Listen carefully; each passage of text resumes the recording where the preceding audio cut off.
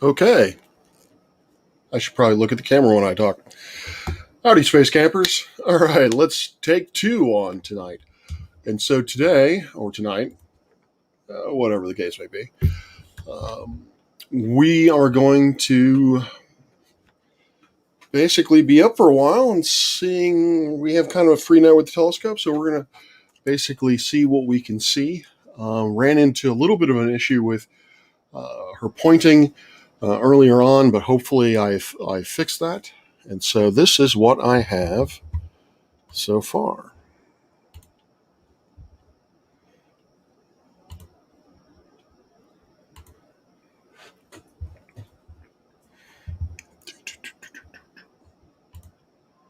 Nope, that's not good. I'll go with that. I don't think I need to be actually in the shot. So here we have the Great Globular Cluster in Hercules. If you've seen me or you've watched the previous stream, you'll know that a globular cluster is one of the oldest structures in the galaxy. It is probably around 10 or 11 billion years old, depending on how you count things. This particular cluster is one of the more ginormous. It has, and that is a technical term, it has a membership in or around 1 million members, meaning that there are about 1 million stars all orbiting around a common center of mass. And so what I'm going to do is I'm going to try to get images that are in focus and that I can create a 3-color image of, primarily for when I go on Eddie's hobby corner, probably Sunday. I don't know. I have to actually double check with her on the exact date. But when I get on there, I would like to have something, some pretty picture that I can show her. And so I decided I was going to take some today. I could see that later on Jupiter and Saturn are definitely up, and Pluto is up. So we're going to see if we can actually find Pluto. But before we do all that, first thing I want to do is I want to see whether or not this is a good image. And so what I'm using is a piece of software called MaximDL. This is an image I just took. It is in the green filter. It is 45 seconds long. And I am going to evaluate the focus. And so right now the focus, I'm getting a full width half max of around 4.8. Hello. Why is that not working? 4.7. 4.7. For some reason, it doesn't want to actually go over here. That's just weird. Here, let's do this. Oops. I'm having some problems with VNC today. Having all kinds of problems today, apparently. All right, so I think I get the idea. There we go. 5, 4. All right. Okay, so let's see if we can make that focus a little bit better. So I'm going to pull this up, and I'm going to connect to the focuser. And right now, the focus is at a whopping 5908, which I'm assuming is going to be pretty close to what I want it to be. Because this looks like pretty good focus to me. These stars look round, they look small. There doesn't seem to be a lot of distortion with them. So this looks like a nice, crisp image. But I want to make sure that this is the best possible focus that I can get tonight. So I am going to play around with it a little bit and see if I can improve it. Now, all right, I've got that written down. There was something else I wanted to do, and I have completely forgotten what that is, so I will just move forward. So let us actually move to 5920. It's a nice even number. That's right. I was going to explain what full width half max was. But before I do that, well, let's get that going. So because of physics, because of the way that light interacts with objects that it passes by or through or near or what have you. When you have light coming from what is essentially a point source, the size of the linear size or linear diameter of a star, when you compare that to the distance to that star, that ratio is essentially zero. That ratio is essentially nothing. So you can treat the star as a point source, or what we consider to be a point source. If you have light coming from a point source, which is very distant, that light comes in parallel to the top of the telescope. And when the light hits a circular aperture, what that does is it causes something known as diffraction. And it will cause what looks to be normally would have appeared like a point to appear more like a blurred out circle, which is why this image gives you the false impression, that you're actually seeing these stars as little tiny disks. You can almost think to yourself that, this star is bigger than that star over here, or definitely bigger than one of these little stars right there. But that's a false impression. All of these stars would appear like points if you could somehow wave a magic wand and get rid of this thing which we call diffraction. But unfortunately, we can't do that, and so diffraction is something that we have to live with, and it causes these stars to sort of balloon outward, get a little bit puffy, and to a certain limit, and that is called the diffraction limit, and that is based on the physical size of your telescope. So the larger telescope, the smaller that diffraction effect becomes. So if you were looking at a star using a fairly small telescope, the star would be a fairly big disk. But if you looked at that same star with a larger telescope, then that same star would actually have a smaller disk. Now, that's in a perfect world. We obviously don't live in a perfect world. And another thing that affects the starlight is the atmosphere. The atmosphere is going to cause that starlight to blur out, and it's going to do so in a similar way. It's going to cause that light to be redistributed into a more circular disc-like pattern based on the amount of time it took to read out or to expose this particular image.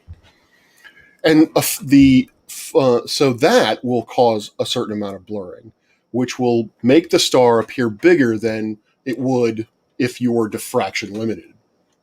And then on top of that, and that effect is called seeing.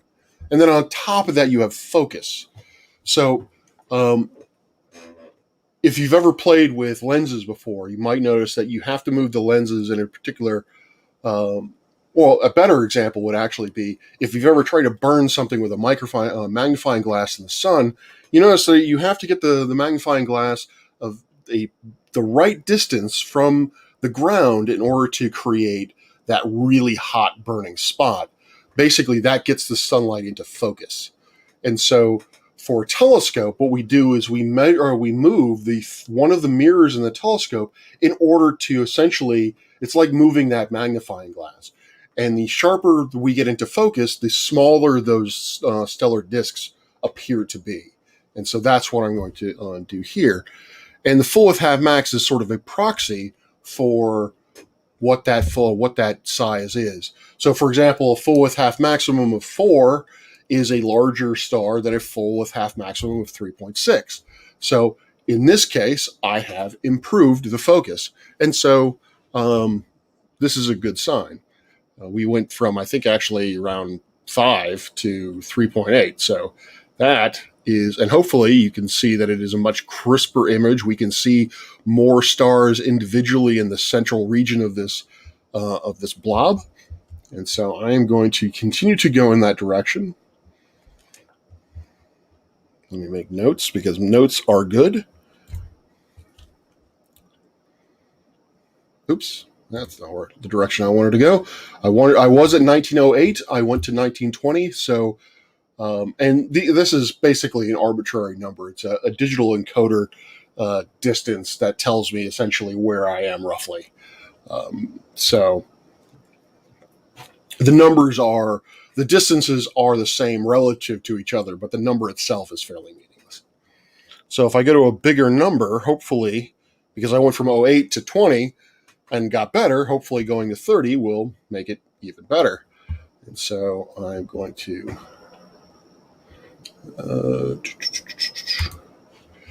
I think I'm in pretty good focus now, so I'm not going to be as rigorous about this as I may be. I'm probably because I'm also fairly impatient. I want to actually get good images. It's probably one of the downfalls of my astrophotography career is that I don't worry about things like, or don't worry as much as I could about things like focus. And I hope that post processing will cover up a lot of those mistakes, a lot of those errors.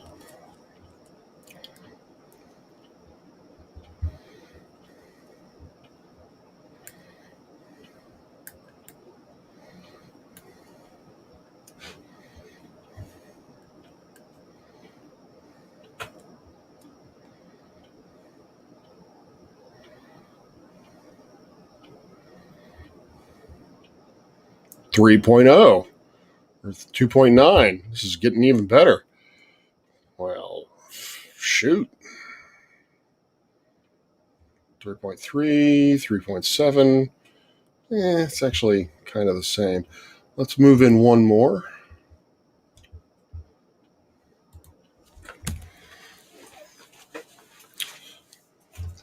One of the annoying things of actually having to shoot images like, or objects like globular clusters, which are relatively faint,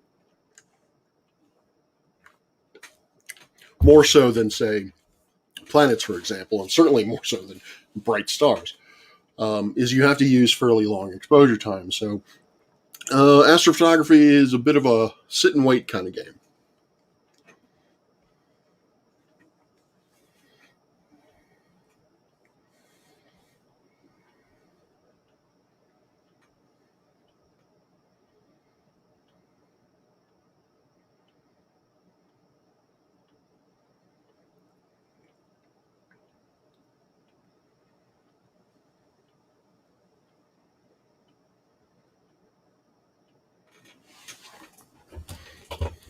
All right. That's 3.2, 3.6, 3.9. Seems to be gotten a little worse, so I'm going to go back to. Seems to still be at. It still seems to be at 5920. That's bizarre.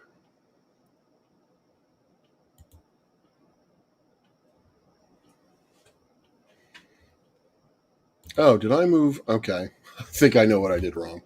I went back the other way. So this is all right. So better-ish. I should probably pay more attention to what I'm doing. All right. So 5940. Keep going out. So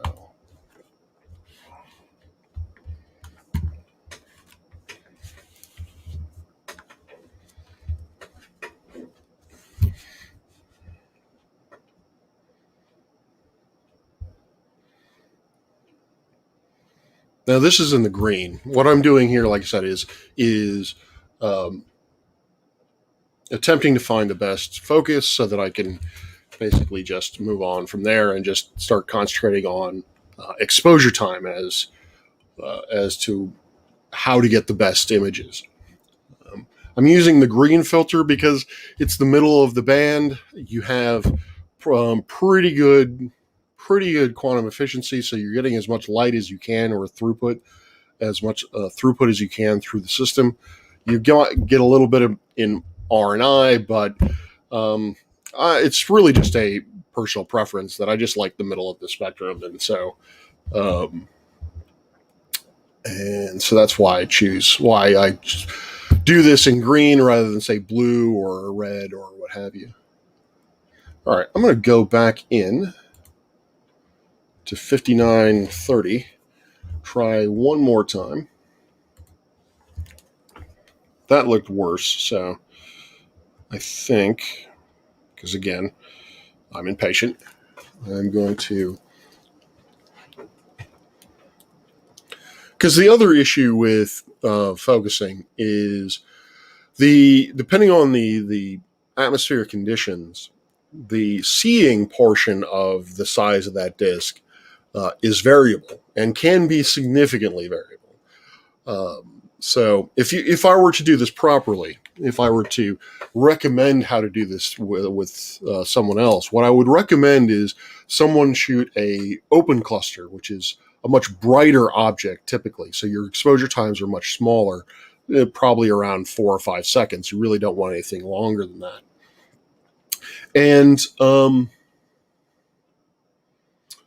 And basically just take continuous images of that particular cluster. Look at what the full width half max is, or basically the characteristic sizes of those disks are for those stars, and fiddle with the focus. Go in one direction, doesn't matter which. When you start off with, take a few more images. Look at how the focus changes. Just do a mental average after about 5 of them. Figure out, all right, this is my average size, and then adjust the focus and do that game. And just basically, if you go in one direction, it starts getting worse, go back in the other direction until it starts getting worse, and then back again, and then until you find that happy sweet spot. I found that I have fiddled with focus for going on an hour. Like it always seems like you could try to get better focus. That's one of the reasons why I tend to like to punt. Is I'm just like, all right, whatever. This seems good enough, and hopefully with post processing, I can get rid of some of the more egregious sort of blurring that occurs because of the poor focus, or any poor focus that might be present. So what I'm going to start off doing now is my aim is to make a 3-color image, the best 3-color image I know how, using this particular globular cluster. And there are a couple of different ways you can do this. You can, if your tracking is good, which I think this is, and it's one of the reasons why I'm going to do this is in order to test it, is if your tracking is good, you can basically sit on the object in question and then just leave your shutter open for minutes at a time, collecting as much light as you can before the tracking distorts the lack of tracking, or the poor tracking actually starts distorting the images, causing the images to blur out a little bit.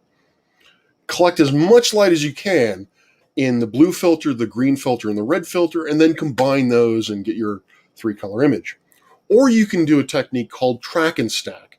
If your tracking is not up to snuff, or you want to tease out your dynamic range, you want to be able to basically be able to see things that are very faint and very bright in the same image, then what you can do is you can take multiple exposures that are short or shortish, and then co-add them after the fact. And what that does is that signal raises linearly. So if you take two images that are of the same exposure time, you're going to have one star is going to have a certain amount of brightness to it, or a certain amount of counts to it. And that is, say, X. And then the same star in the second image, if it's the same exposure time, is going to have the same counts. When you literally add those two together, X plus X gets you 2X. Well, the noise that's associated with the image, just random noise from background sources or what have you, that goes as the square root of X. So essentially as you continue to add more and more signal, or as you continue to add more and more images, your signal goes up linearly, but your noise only contributes to a square root function.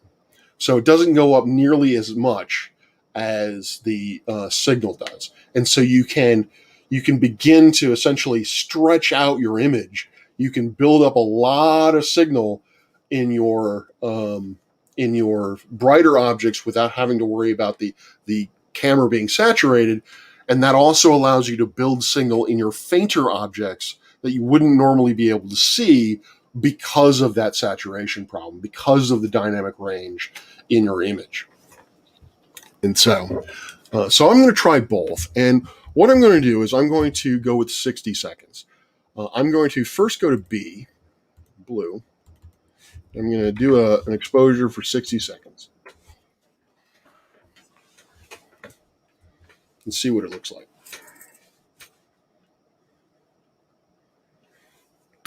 And since you guys can't see me, I am going to turn off that light because it's bright in my face. So when you make these 3-color images, like I said, you have them in blue, visible, and red, or blue, green, and red, RGB. As I've said in a couple of different streams now, the filters are essentially ways that you can use or are a proxy for temperature. So if you were to compare the brightness of something in the blue filter to something in the red filter, you can use that as a gauge to the temperature of the object. So that's referred to as a color index, or B minus V. So a negative B minus V value it means that the object you're looking at is a fairly blue or fairly hot object. A large positive value means that it's a fairly cold, fairly red object, or I should say fairly red, fairly cold object. But so the point that I'm getting at is that the images that we're going to see are going to look different based on which filter we shoot them in because of that, because of the physical nature of stars. Bluer stars are going to appear brighter in the bluer frames than they are in, say, the redder frame, or in the green frame or the red frame. Redder stars are going to be the opposite. They're going to appear, they may not even really be all that visible in the blue frame, but they will appear very bright in the red frame. And so this looks pretty good. Oh, this looks pretty good. Let me do something else. So there are a couple of different, when you talk about images, when you talk about CCD imaging,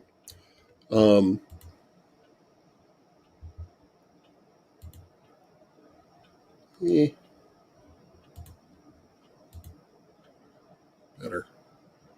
When you talk about CCD imaging, there are two things to consider. There is what's known as the dynamic range, and then there is brightness scaling. So the dynamic range, the camera can only collect a certain amount of light before the sensor literally cannot collect any more light. It is saturated. The way this works is through the photoelectric effect. A photon will hit the substrate of the CCD camera.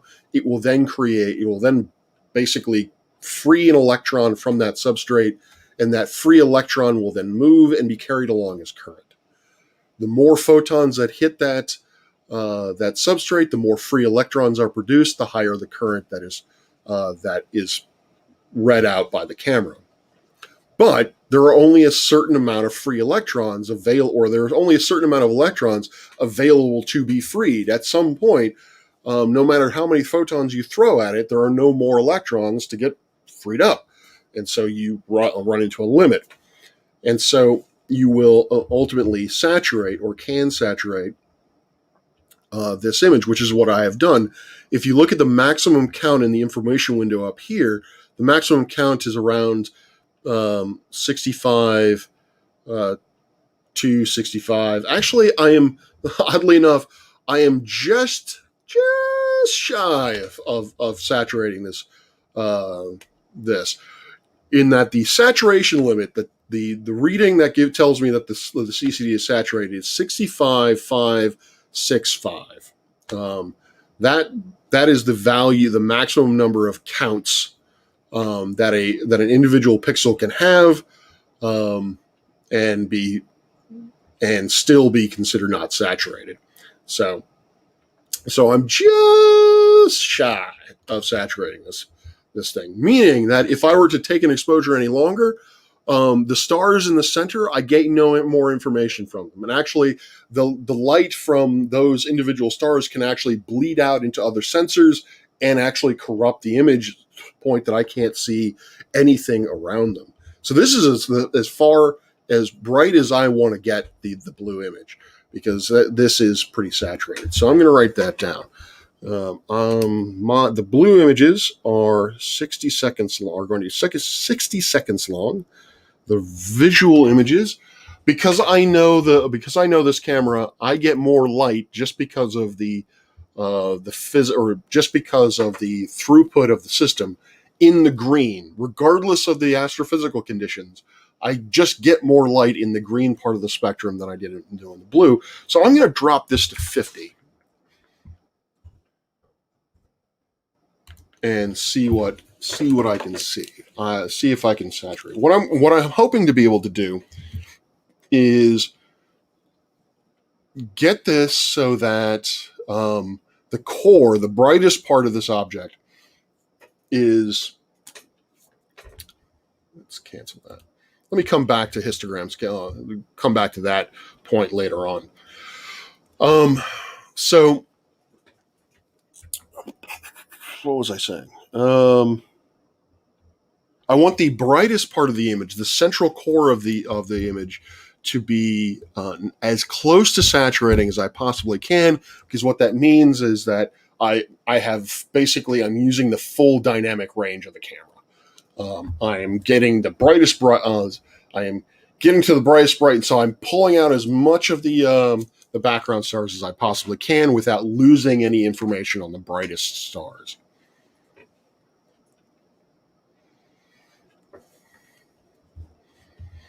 Ooh.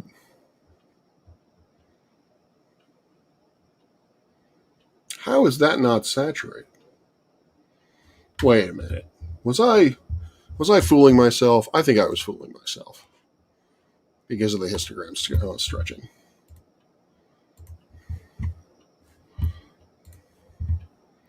I was fooling myself. Oops. Oopsie. Even I make mistakes. I know, it's so hard to believe.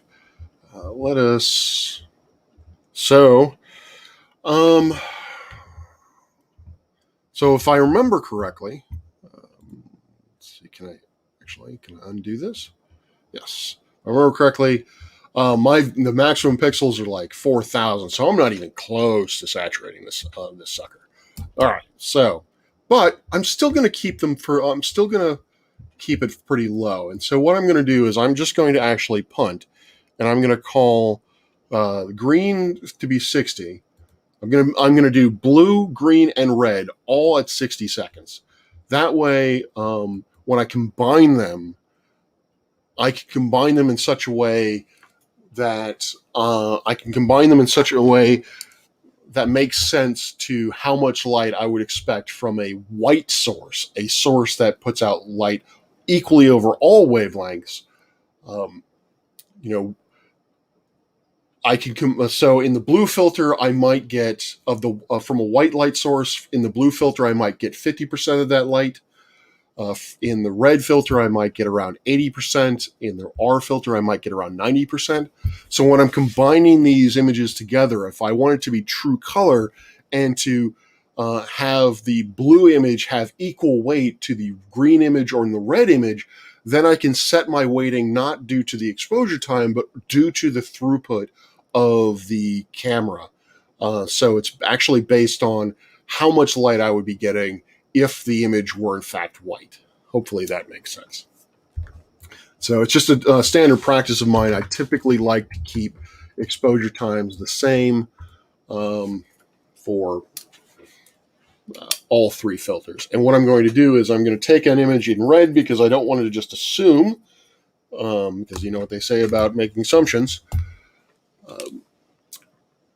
I don't want to assume that I would get a nice, pretty image in red. So yeah, let's see what we have.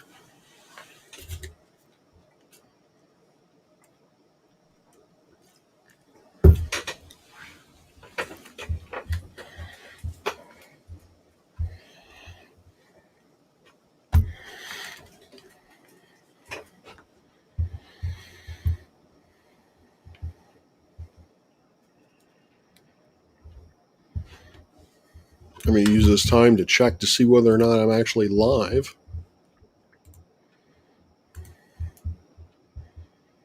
I am, supposedly. Okay.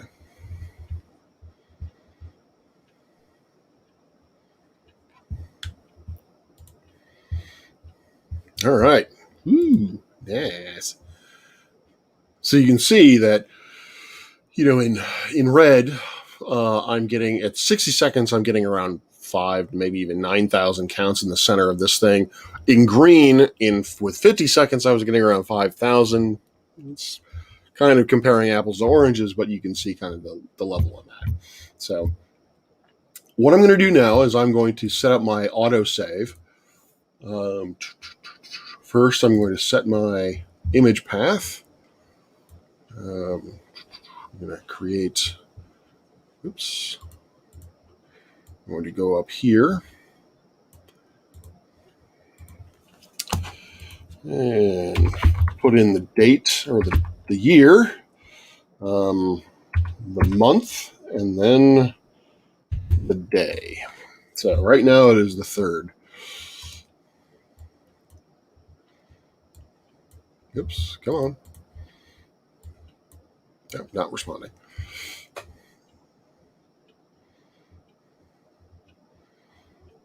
Maxim DL is a little bit finicky. She tends to do this on occasion. Oh, there we go. Always tends to come back, though. So, all right. There we go. So I'm going to click on the autosave, and I'm going to call this the imaginary name M13 short. And so I'm going to do light. I'm going to click on 3 slots. All of them are light. One is red, one is visible, one is blue, one is green, one is red. I'm going to change the exposure times to 60, almost as if I was the last person to do this. And I'm going to take 10 images of all of them. And I'm going to click apply, and then I'm going to click OK, and then I'm going to click start. And in a half hour,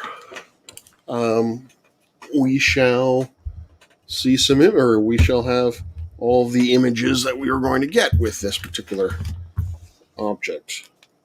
So I'm just going to make a note. I'm going to switch this to here so you can, switch this to here so you can still see me and my gloriousness. Because now we're just basically waiting on pretty images. If there were folks in the chat, I would answer any questions that anyone might have. But right now, because it is 2:40 in the morning, there doesn't seem to be anyone here. Folks in the States are probably asleep, and folks in Europe are probably, dealing with kids or waking up or some such, drinking coffee, doing more important stuff. But, all right, so here is going to be the first image in blue. Should be.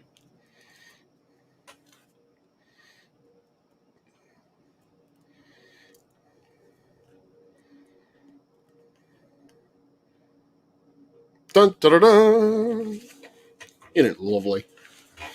So, I'm going to really get into this more when we get to Jupiter. This will become more of an issue because dynamic range and histogram shaping or histogram scaling are vital. If you are the understanding of those concepts is vital to understand or to answer the question, why are there no stars in the image of the Apollo landing or any Apollo astronauts? When you watch them when you see pictures of them on the moon, or if you see the video footage that was taken of them on the moon, there are no stars in the night sky. And ordinarily, you might expect to see them. Now I can't remember whether or not the astronauts were able to see them because of the light coming off this moon was or was too bright or not. But regardless, the cameras certainly were not able to capture those starlight that starlight because, as I said before, um, the because of the dynamic range of the camera, you basically you can set the for us it's basically setting the exposure time. That's kind of the same thing as setting the gain of a video camera. If you were to take a picture of the lunar lander just sitting there on the lunar surface with the background sky, in order to get stars to appear in the background sky, you would have to saturate the fudge out of the main image. So you would not everything in the foreground, the ground, the lander, everything would just appear white because you would have to have an exposure time so long to be able to get enough photons to actually hit that film and get exposed on that film and be registered as light on that film. It would take it so long that by the time you were done getting the light from the background stars, all of that light that was streaming in from the surface and from the lander would have just obliterated the film that it was exposing on and just basically turned it white. That's what we mean by dynamic range, is how bright can you see something, or what is the brightest object you can see next to the faintest object? What is that? What the dynamic range would be the range in brightness between the brightest and the dimmest objects that you can see where you're still not in a range of saturating, where by changing the exposure time, you can actually make them brighter or dimmer. So what is that range? What is the brightness range that you can get? Cameras in the 1960s weren't great in terms of dynamic range. You really could only, if you got something bright in the foreground, you really weren't going to see very much, anything faint in the background. It's kind of like the idea of trying to see a firefly right next to a flood lamp. Your eye has an amazing amount of dynamic range. In terms of imaging tools, the human eye is pretty cruddy in a lot of aspects. Where it's not is dynamic range. It blows the pants off of CCD images. It certainly blows the pants off of photographic plates. We are able to distinguish really faint things fairly close to really bright things. But there are limits. Like when you look dead on at a floodlight, for example, there's a certain area around that flood lamp that if something got too close to that floodlight, you wouldn't be able to see it because of the glare of the light. And so that's how you gauge the human eye's dynamic range, is just how close, as it were, can you get or just how faint of an object can you distinguish standing right next to a flood lamp. The other issue is, when it comes to imaging things, is particularly digitally, is that there are only a certain number of channels that you can spread the light over. So, like I was saying, the dynamic range on this camera is about, make sure red, right, is dynamic range on this camera is around 56 or 65,000 or so. So the pixel ranges can go from 1 to 65,000 thereabouts. However, when we display the image on the screen, there are not 65,000 variations in grays, from black being around 0 or 1 count to white being 55 or 65,000. There are not 65,000 individual shades of gray that the computer will distinguish those on. there are only a small number of channels upon which it does so. And you can see that represented via this system stretch here, where you have basically, and I think it's 255, although I could be wrong on that, but let's just say that there is a smaller finite number of channels or shades of gray, more than 50, that you can display this image on. And so what this is doing, this image stretch, when you see this image like it is, what it's doing is it's taking all of the data, all of the counts that range from between 15,035 and 19,011, and spreading those over all 255 channels. So anything with counts that are below 15,035 are going to appear black on the screen. Anything with counts that are 19,011 or higher is going to appear bright white. And so by changing that range, you can drastically change how you view the image. So again, if you can manipulate those Apollo landing photos, you might be able to you might have been able to pull out those fainter objects. But again, even still, I don't believe it's possible, because if it was, somebody would have already done it by now. But this also affects how one sees the images that you can see by basically doing this histograms stretching. How many bins do you put? Oops. Now, where do you put the light in those 255 channels? How do you compress that light like you do here, so that you have a fairly modest range in terms of light and dark? Or do you want to spread that out a bit?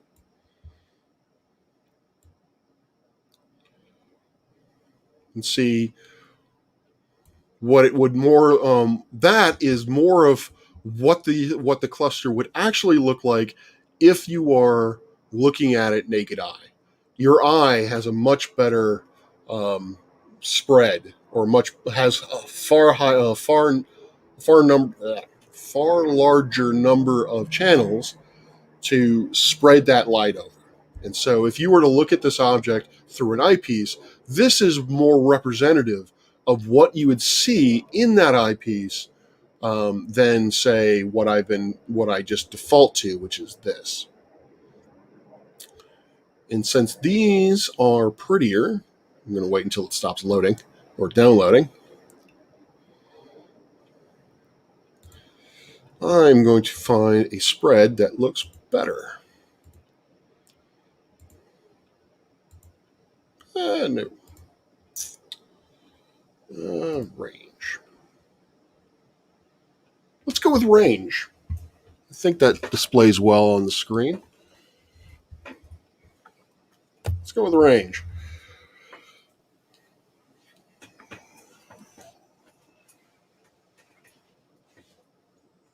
All right.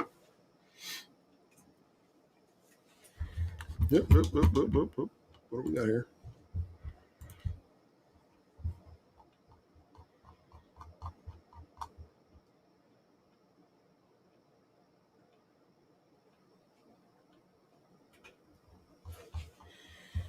Checking Discord just to see who's out there.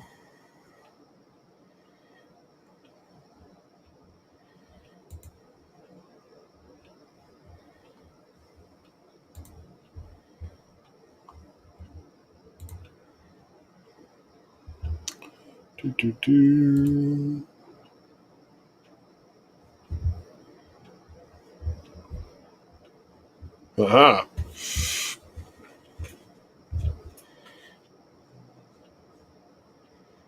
Let's see if Limey Play is up.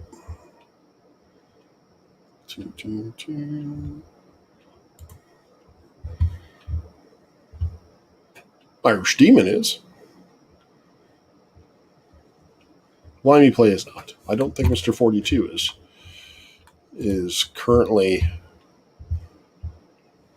He seems to be currently powered down for the evening or the morning or offline.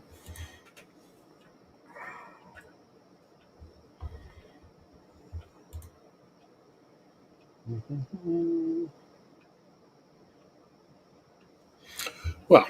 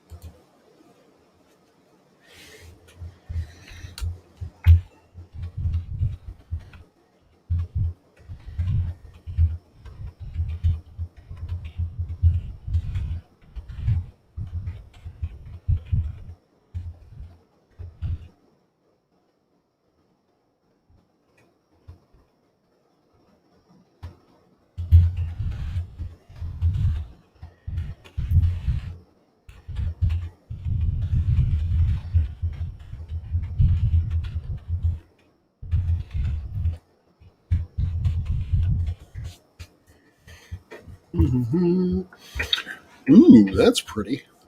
That's blue. Let's see those nice little images, nice little pretty images. I might go back to full screening this so that people have a better view of it.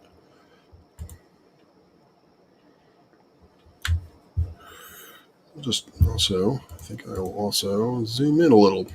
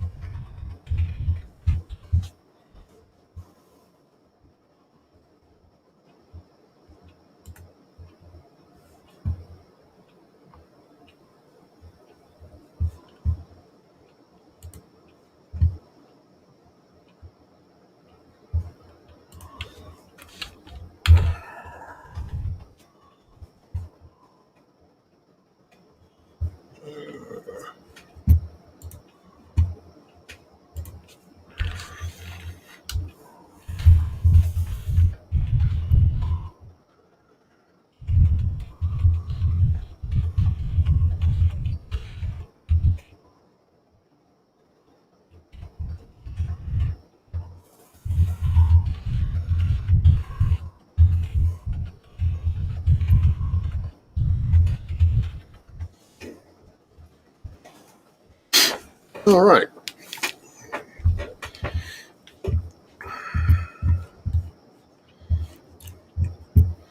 Yeah, let's see. Let's zoom in a little bit.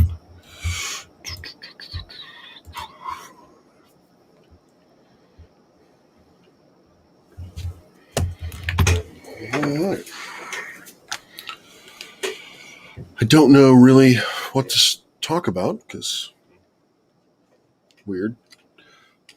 Just not talking to or talking to myself. So figured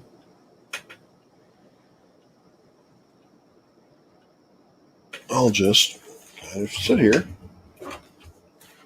and see if anyone shows up.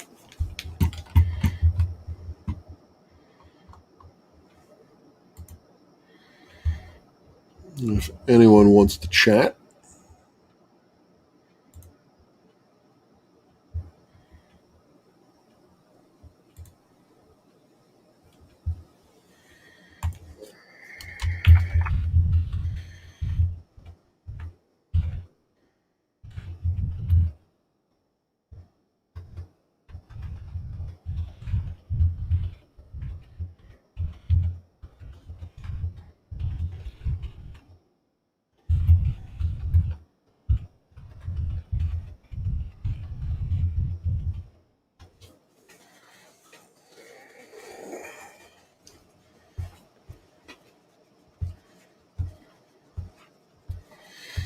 And if anything interesting comes to mind, I will just randomly start yakking on about it. So there's that.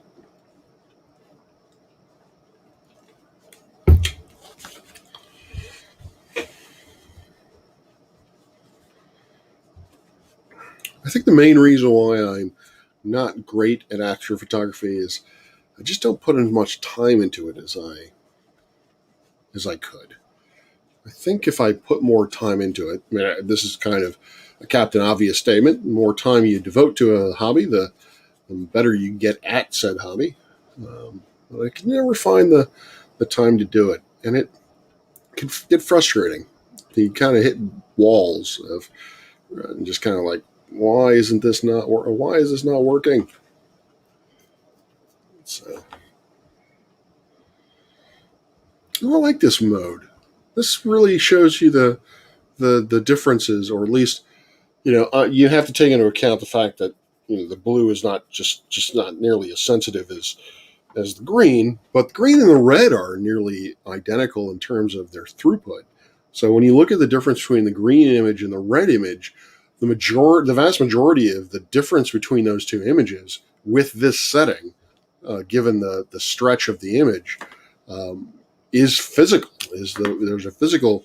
If it appears brighter, it's because it actually is redder in that image.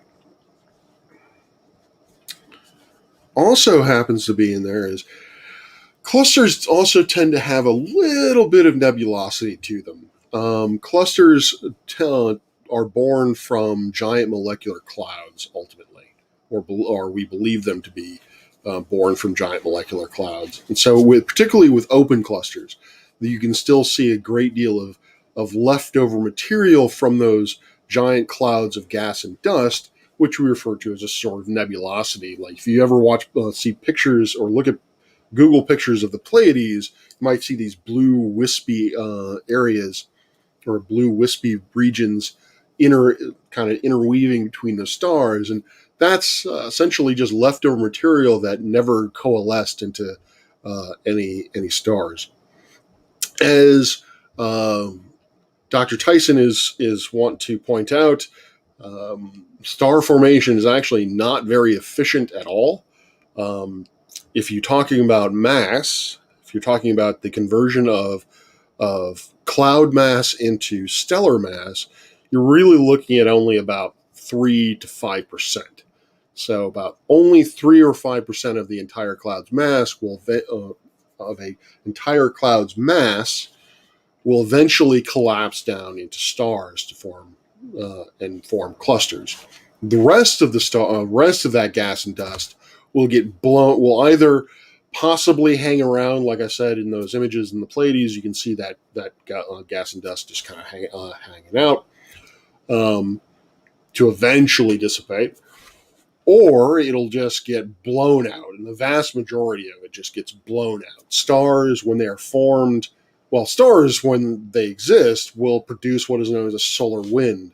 The amount of wind that the radiation that they produce, the energy that they produce, will blow out material, will blow out not only just light, which exerts a certain amount of pressure in and upon itself, but it'll also cause charged particles to stream out, and we refer to that as a stellar wind.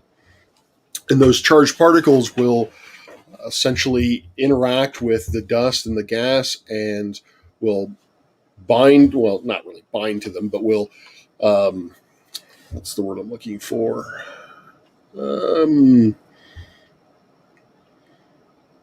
Yeah, I can't think of the specific word I want to look for. But they will essentially pick up material and drag it along with it as it flies out into space. And so that stellar wind will literally blow out the surrounding environments. So big stars, big bright stars. That's why big bright stars, big bright blue stars, O and B type stars, there are very few of them in relation to the smaller M type stars, the much redder, cooler M type stars, is because once you form a big blue O star with a whole honking a lot of mass, it blows out. It it has so much energy that it's blowing out all the material. There's no material left there to coalesce into anything else, and so it's basically just by itself. There's just not enough mass to create anything similar to it. Whereas M stars, if an M star were to form, it doesn't have nearly as much power, and so it doesn't blow out the material, and you can still have a lot of material left over to form other type stars like the sun, or stars like other M stars. Probably not O stars, but definitely on the lower mass end of the spectrum. So, and with globular clusters, kind of getting back to where I was going with that, with certain globular clusters, even though they are so old and you would expect that the gas and dust to be gone, I have seen images of certain clusters where there does appear to be some nebulosity left over in the cluster. And so that's kind of the holy grail of cluster imaging for me, is whether or not I can actually tease out that nebulosity inside uh, inside that globular.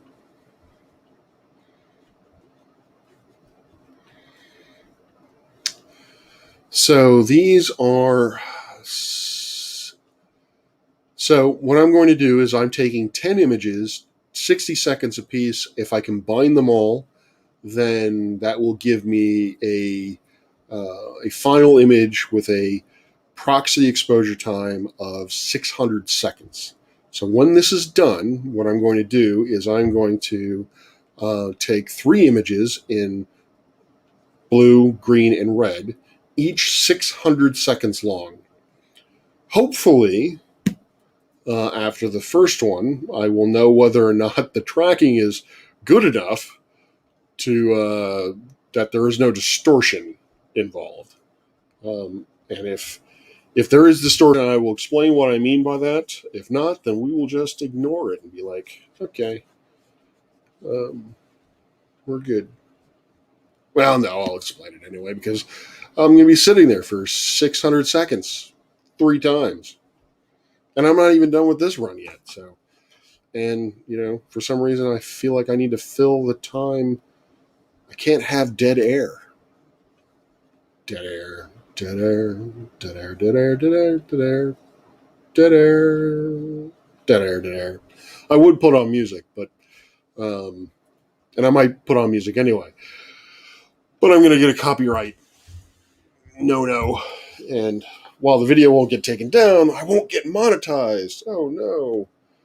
Um, so.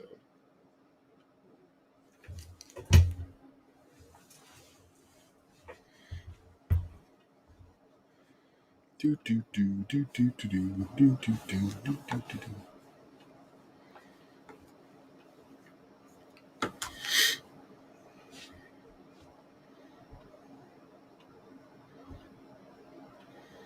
Oh, and then I got to take calibration frames. Woo, you guys won't be around for that. If you go to Eddie's Hobby Corner, and when I am on, I will explain what calibration frames are. Actually, if you listen to um, the whole stream that I did last time, kudos to you. Where I was doing data reduction, I explained what the 3 calibration frames are, and those are bias frames, dark frames, and flat frames.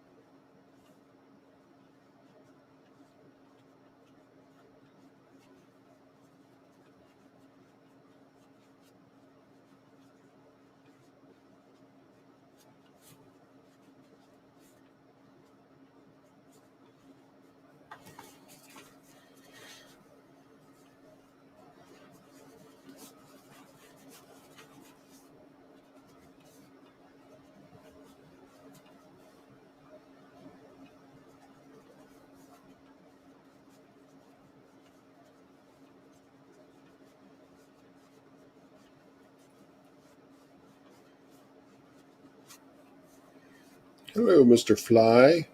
Why are you in my office? Because the light's on? Well, no one's looking at me, so I will turn my light off. There we go.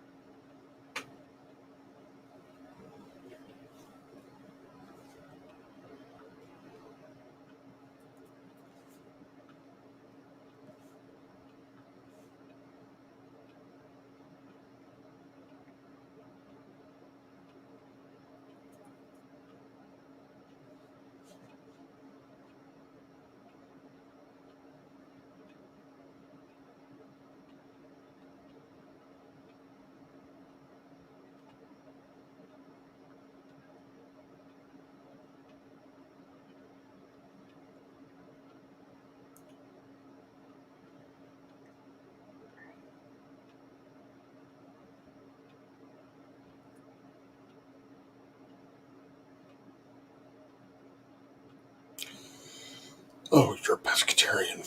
Fuck no. No, no, no.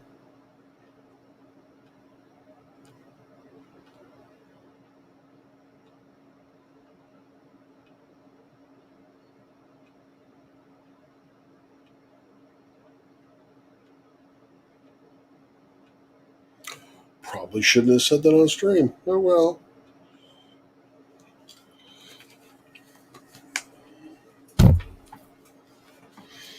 Kind of got an insight as to how those gaffes actually happen on live television.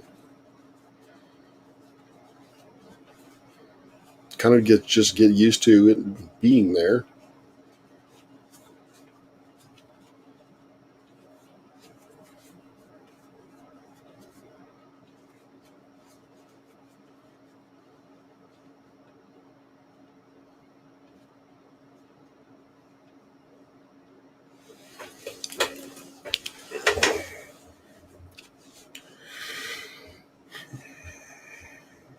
But as always, I get reminder. It reminds me of, um,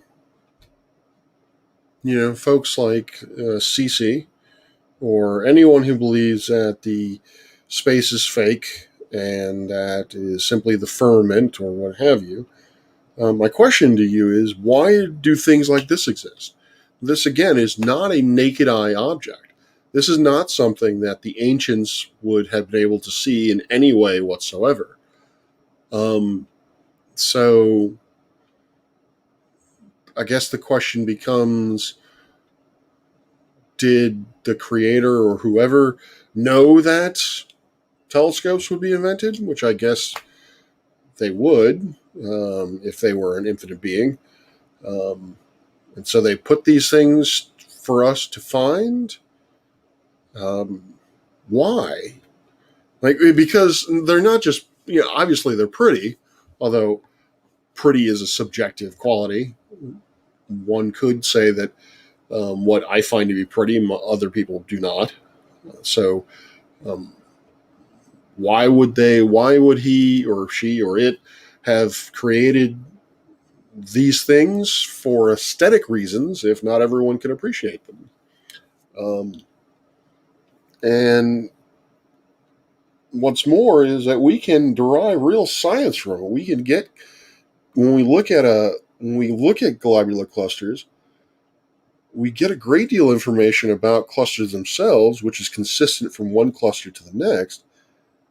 But we also get, they're also extremely good laboratories if we want to study stellar evolution. If we want to be able to know what a star does, particularly in the later stages of its life, clusters are where it's at. That's where we go to find these older members of the stellar community and to basically just look at a subsection of, okay, this star is probably in its uh, this star is in its red giant phase. This star over here is an asymptotic red giant phase, and we can study them. We can find out what their surface compositions are, And from that, we can talk about it. We can look into internal modeling, and all these investigations, all these studies that have been done are all consistent between different groups. They are, if a French group studied M13, for example, and looked at the qualities of all the red giants in M13, what their masses were, what their brightnesses were, or what their intrinsic luminosities are, things of that nature. And then you compared it to someone in the States looking at, say, M15, another globular cluster, and looking at the red stars, the red giants in that cluster, they would find similar characteristics among that population of stars. They would find stars that are of a similar mass, having the same similar color, the same similar size, things of that nature. So why is it, if space is fake, space is so self-consistent? Is it simply that the divine is giving us something to do? Basically, it's like, haha, I do not wish for a certain section of my creation to be bored. So I know that some of them will want to study stars. So I will create an illusionary heavens for them to ply their trade on. Really? Is that what that is? Is that what this is? Is just all an illusion so that folks like me just don't get bored? Because that seems really weird. And I'm not the type of person to really get into the whys of an infinite being, because, well, it's an infinite being.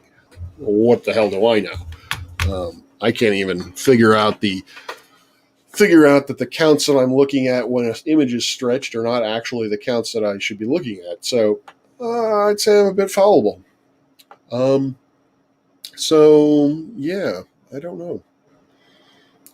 But again, invitation is open. Anyone who doesn't believe science or does not believe space is real, I would really love to have a conversation with you, an honest conversation as to why you think so and how that informs your faith or doesn't, and vice versa. So I think we're on the last stretch. Final stretch. Last three images.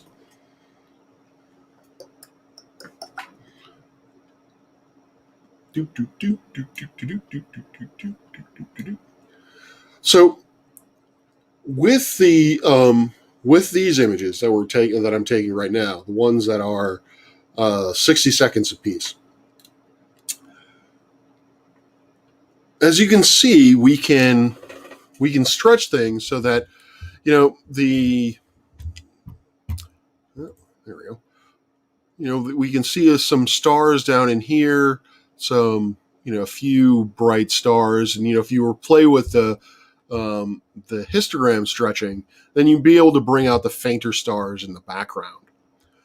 What I hope to be able to show, given with this stretch range, is that when we go to 600 seconds, what we're going to see is that the central core of that cluster, which we can now clearly define or clearly see are composed of individual little stars. When we do at 600 seconds, it's going to be completely saturated, and so therefore you're not going to be able to see any star or really any individual stars within the core of the cluster at all.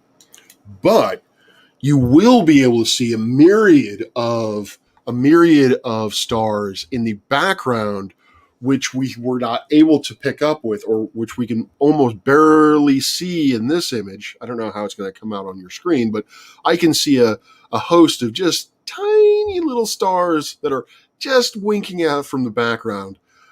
With 600 seconds, those will really pop out, and we will be able to see the background versions of those stars. So I'm really hoping to be able to populate the background with that. So it's really a back and forth, and really this is the the trade-offs is, or how this is the experiment that I want to run, is which is better, being able to see the individual core members of the cluster, the central core of the cluster, or to be able to see the background stars of it. So I think it'll be fascinating to create images that are that the same object, but one you're looking at the core of the image, and the other you're looking at the extended background, because this object is very large.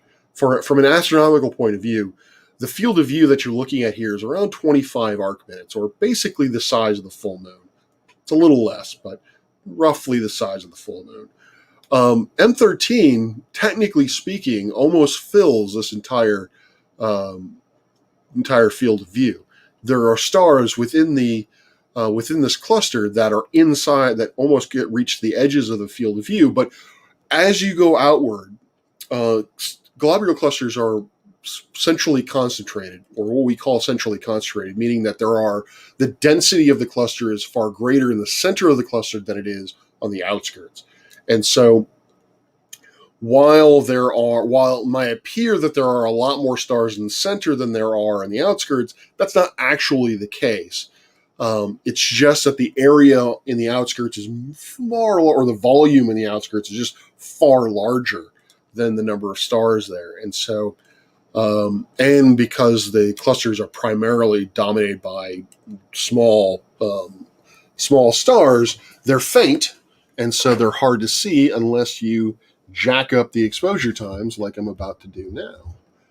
And so I am just going to go for broke. I am going to just hit long. I'm going to do 1, 1, and 1. I'm going to do 600, 600, and 600. Apply. Okay. And then I'm going to start.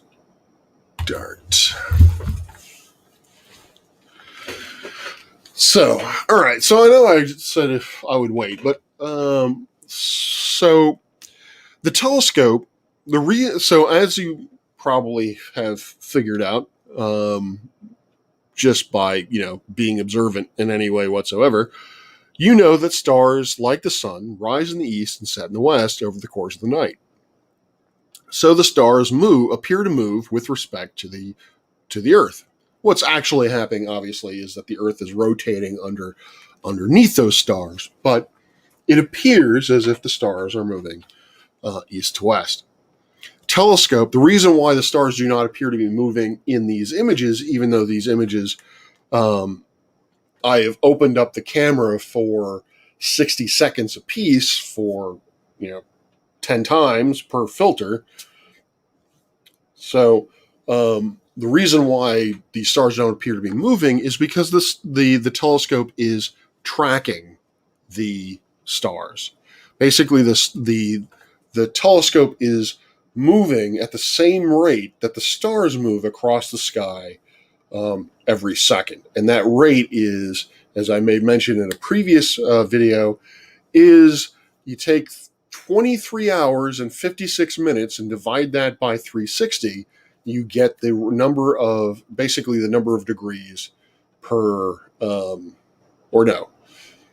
flip that, 360 degrees divided by 23 hours, 56 minutes, you can get the number of degrees per unit time. So, and that will give you the rate. I think I said it backwards in a previous stream. But that obviously, if the obviously the rate isn't the rate of the telescope and the rate of the stars moving across the sky, they may not be the same. They may be very, very close, but they may not be the same. And so if they're not the same, then what'll happen is that the telescope won't track the stars. The stars will actually slightly shift over time in the field of view of the telescope. If the tracking so that's what we mean by if the tracking is off. If the tracking is off, very off, then it's pretty obvious from one short exposure to the next that the stars are moving between exposures. But if they're not, which is what I think is going to be happening here, then the trackings are very close. If the tracking speed is very close to the sky speed or the sidereal rate, then you can literally sit on that object and it'll stay where it is on the camera. If it's not, if even at 600 seconds, if that tracking rate is off by just a little bit, then what we're going to see is that the star image is going to blur in a star trail. So probably all familiar with star trails. Someone will set up on the night sky, will open up the shutter won't track anything. It'll just be pointed straight dead on to a certain part of the sky, typically the North Star. They just open up the shutter for a certain amount of time, half hour, hours, what have you. And as the sky moves, the stars move in these trails. And so that's essentially what we would see here is not exactly trails. The tracking is not going to be that off. But instead of disks, instead of nice circular stars, we're going to basically see oblong, comet-like kind of stars that are streaking off to one side. I don't see that happening, or did not see that happening with the 60-second exposures. Yeah, this is really nice and spherical, thereabouts. And oops, that's not what I wanted to do. Explore this. Wee. There's the core. You can see some of the core. See some of the hotter stars or brighter stars. But I didn't see from one exposure to the next. I didn't see a big shift between the two images. And given that I've been shooting this cluster for better part of 45 minutes now, and it's still pretty bang on dead center of the field of view, I'd have to say that the chances of these 600-second images coming out are pretty good. And I'm stoked. Normally, the telescopes I've worked with in the past, being able to take a 10-minute long exposure, oh my God. 3 minutes is the best I've seen with a telescope in the past. Which is really important if you want to do spectroscopy. If you want to actually start looking at the compositions of stars, you have to do really long exposures. You can't track and stack with spectroscopy. You have to do really long exposures. And if we can do that without the need of guide stars or without heavy reliance on guide stars, then that's fantastic. I am down for that. So I'm getting pretty excited. This is awesome. Only 250 more seconds. Woo!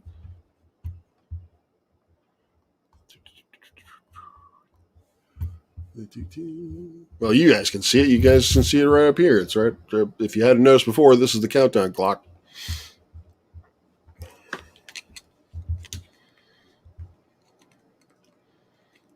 Let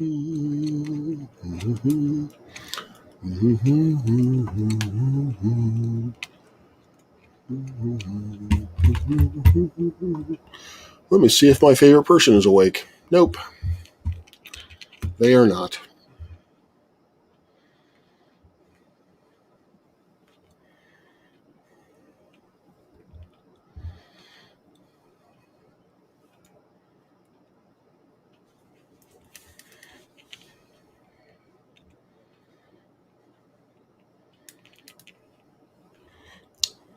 I see, according to Discord, JL Warren is awake. Sorry, JL, you're not my favorite person, but it would be weird if you were.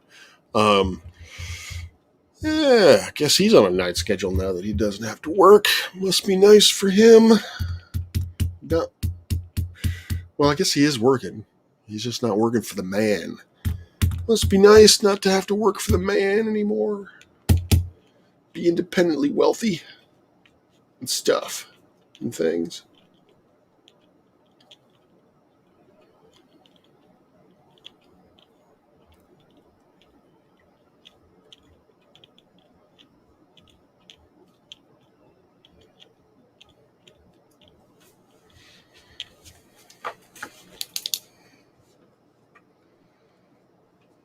just my luck, there'll be like 5,000 cosmic rays, or Starlink will have decided to just fly across my image.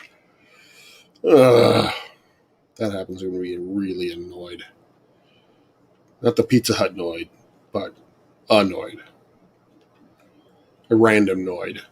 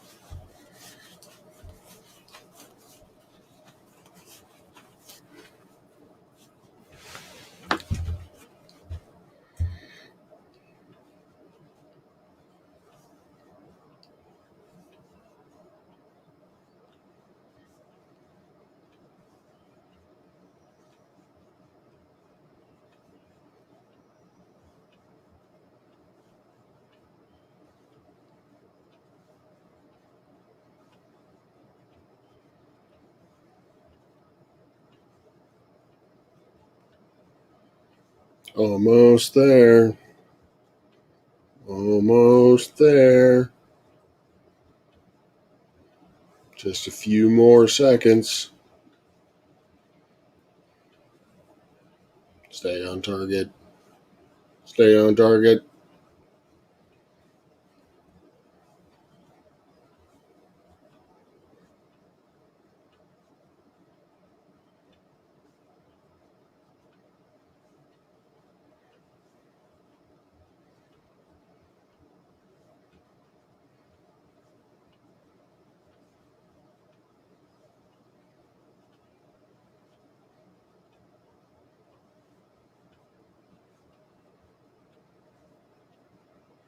Bada boom! All right. Ooh.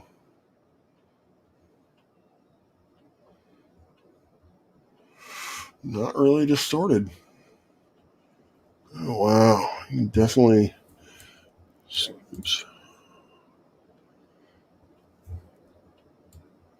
see the core. A lot more. This is the B image. So this is a lot of core of stars that you couldn't see before.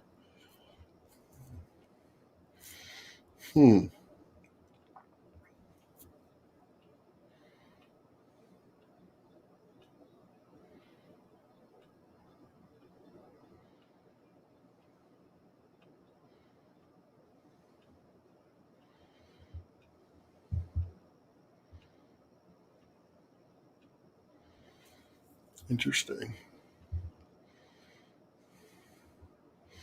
Well, I'm really looking forward to the R and V. I wonder if you could track and stack 10-minute exposures. That would be nuts. That would be NVTS nuts. I'm probably getting ahead of myself. Let me see what I can do with single ones. Well, and also while that's doing its thing, let's see what else we have in the night sky. M92.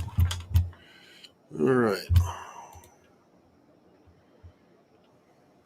M92 looks to be a cluster of some sort. That's kind of poopy. I don't want clusters. I want galaxies. Oh, wow. M13 is getting low. Getting low. M39. It's probably a open cluster if I had to make a guess. M52. More than likely an open cluster. Yep.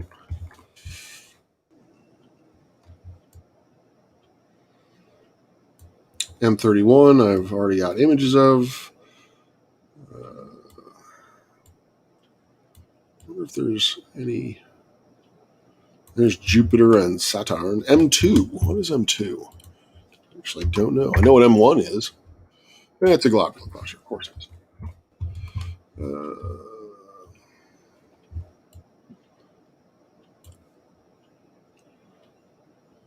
Oh yeah, that's right. M101 and M102 are up, but they're pretty darn low. Why is this not showing me like other cool stuff? Herschel and what is Herschel?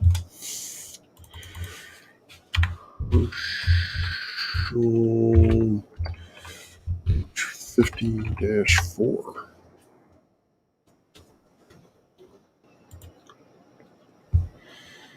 It's a backpack. Nice. Apparently, you can look. You can find a. There's a backpack in the night sky. That's awesome.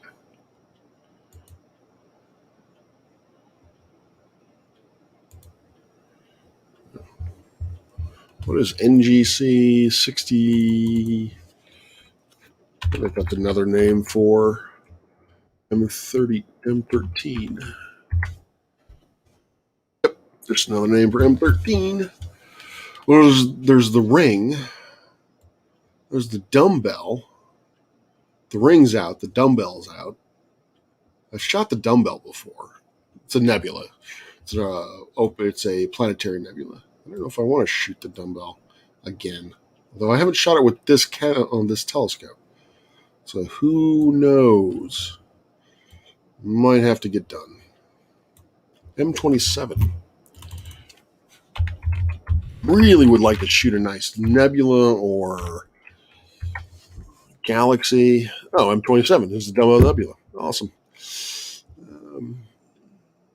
Yeah. Why not?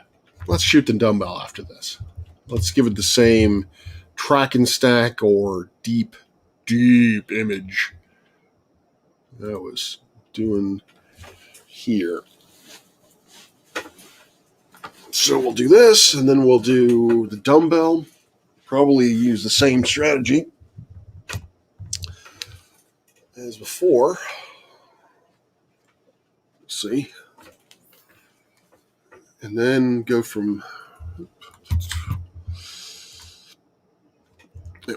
And then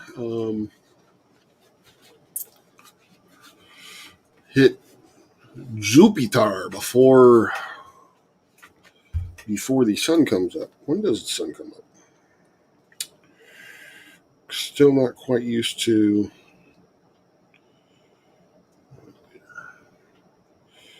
Oh, phooey. So dawn is at 5:16. So basically I have another hour and a half before the dawn.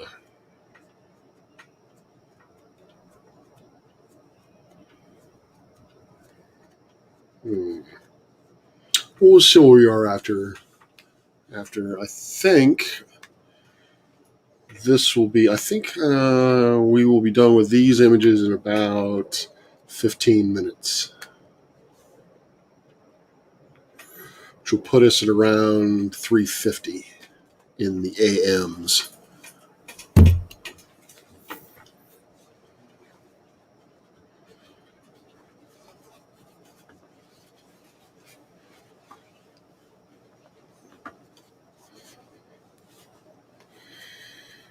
So I might just might split the difference and do 5 minutes. So I'm doing, no, hold on. 1 10-minute, so 2 5 minutes. That, no, that's still, yeah, I don't know what I'm doing here. That 3 minutes, 3 minutes apiece. Go with that. I like threes. 3 is a good number. We'll do a quickish set of threes on that, and then we'll go to Jupiter and we will see what we can see on Jupiter. Jupiter!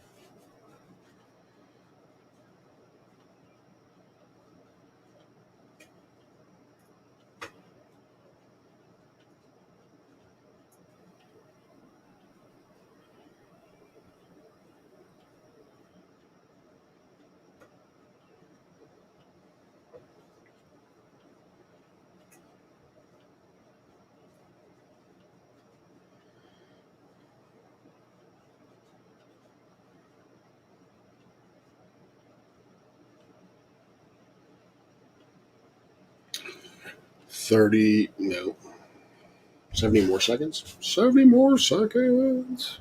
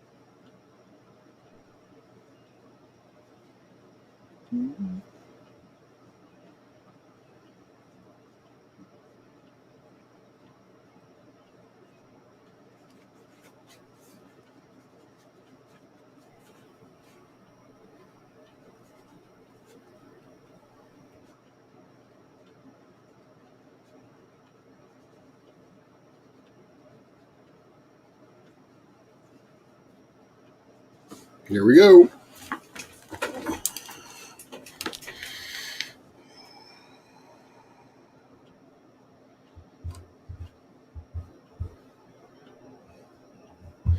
Boom.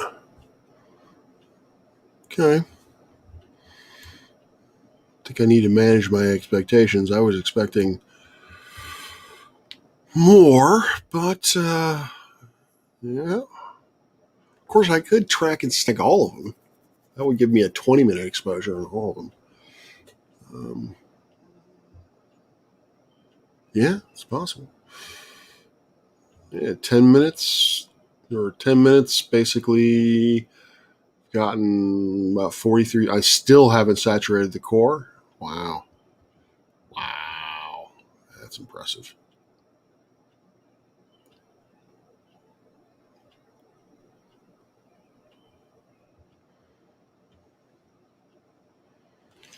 Oh man, I wonder if I could do.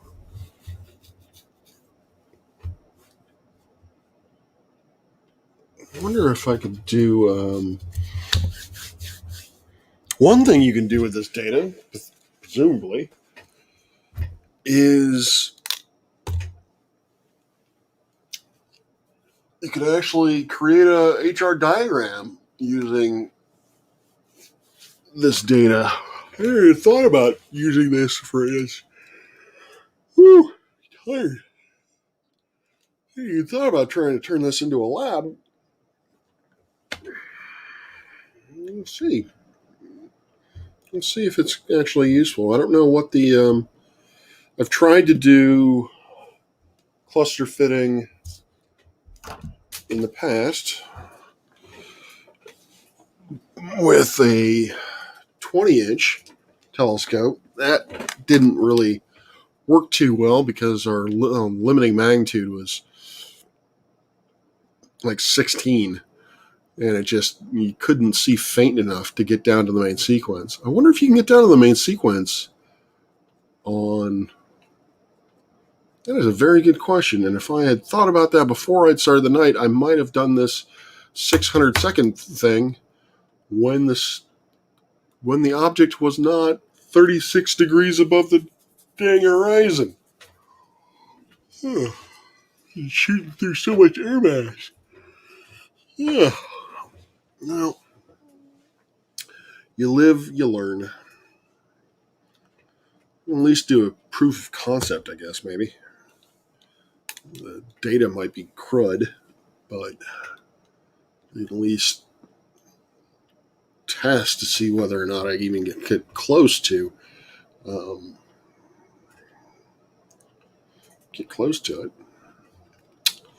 Yeah, I think that would be fun. Write that down.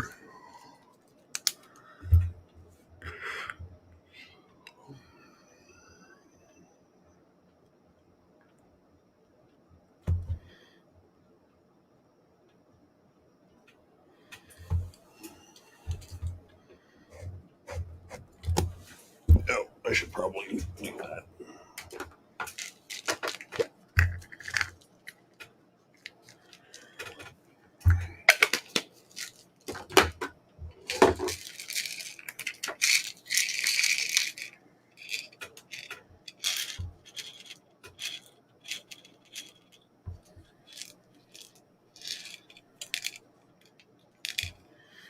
Yummy, yummy medication.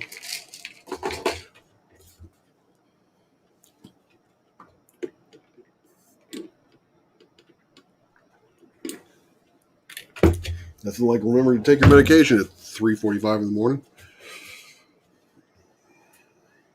Did you take your meds today? Define today. Speaking of being tired, cool. I have enough water in the kettle to make some coffee. Oh, hey! First and last showed up. Nice. I've got a... If you'll excuse me, I am going to make some coffee.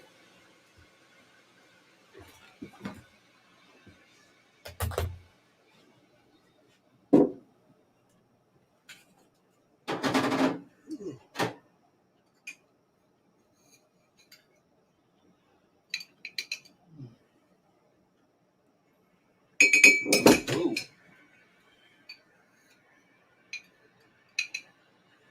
Yeah, I think I can make this.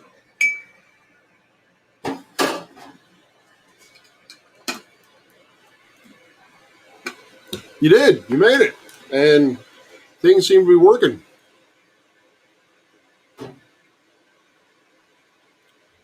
I am finishing up taking really long exposures, 10-minute long exposures on the Globular cluster M13. And so as soon as this exposure takes, I'm going to move over to a planetary nebula, the Dumbbell Nebula.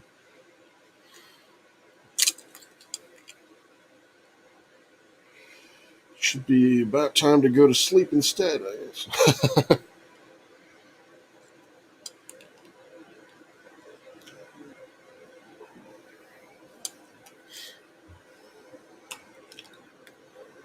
Oh, me, I'm going to be awake for... I'm going to be up until dawn, which apparently dawn is at 5:15. Sunrise is at 5:30 my time. So I'll be shooting the stars for another hour and a half at least. So yeah, the plan is to finish this off, and then this nice cluster of stars. Whoops, nice cluster of stars, globular cluster. It's the core of it. Go over to... Yes, although I have to admit that my ability to be a creature of the night was much better, say, 10 years ago than it is now. But yeah.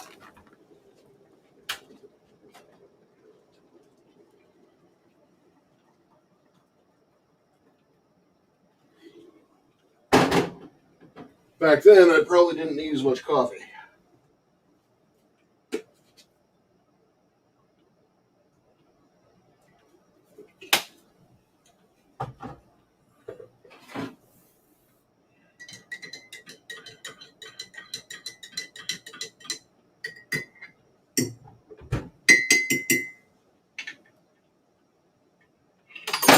Ah, yeah.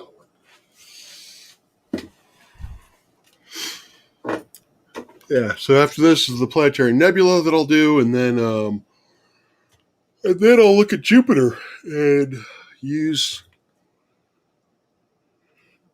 I don't know why I'm so yawning so much. I will look at Jupiter, and basically use it as a teaching tool in terms of dynamic range because our field of view is actually too large for planetary imaging. What zoom level is it at? Right now it's 23. So if I wanted to put in, so this is what the image would look like.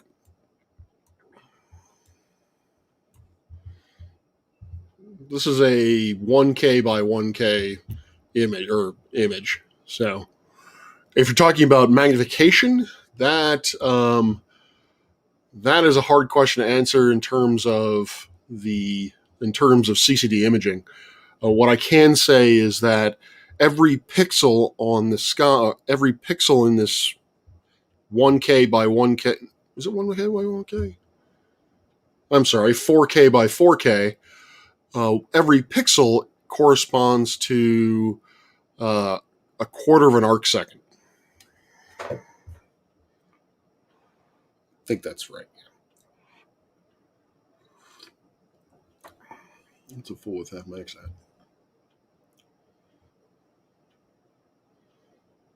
Magnification. Yeah. With CCD images, we astronomers do not deal with magnification as opposed to what we call plate scale, and plate scale is corresponds to what is the angular size which subtends or goes across a particular pixel. And so right here, the plate scale is such that our field of view is 25 arc minutes square. So if I were to look at the full moon, I could fit almost the entirety of the full moon in this field of view. So, but we are looking at something that is on the outskirts of our galaxy. So right now, you are looking at light coming from a cluster of stars. Oh, that was the last image. Coming from a cluster of stars that are probably on the order of 40 to 60,000 light years away. Although I think I can look this up. Google will tell me. Distance, it's close-ish, 22,000 light years away. So, just behind the house. All right. So now that I've got those done, I am going to move to the dumbbell nebula, and hopefully the pointing won't fail me.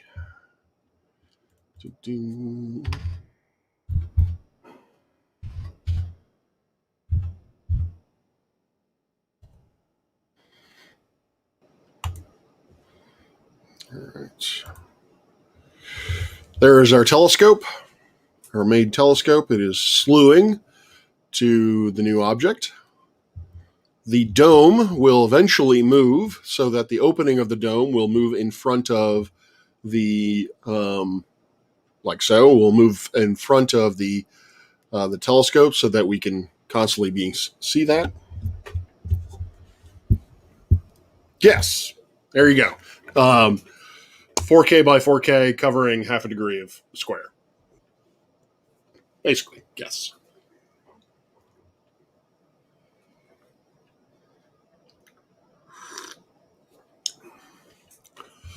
Okay.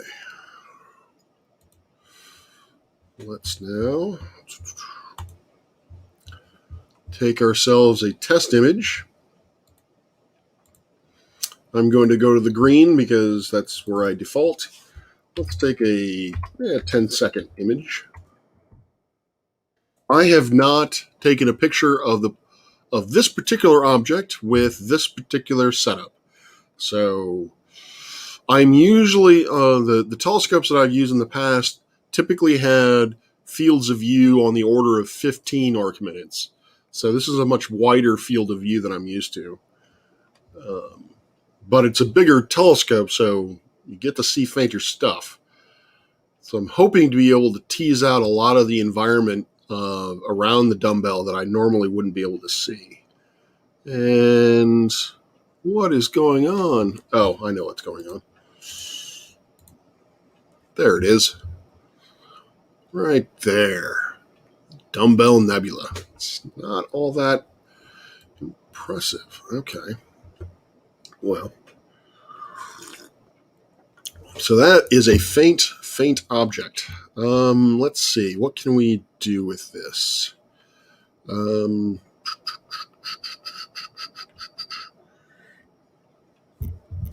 wow. I could have gone way cooler. Let's up that to 45.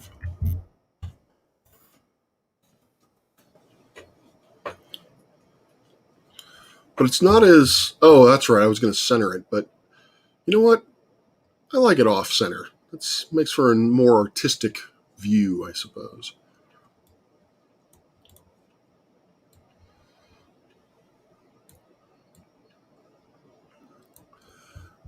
If you're curious, these white lines that appear across appear across here and here, these are just camera artifacts that we can take care of in post-processing. Basically, that row of pixels is artificially hot for whatever reason.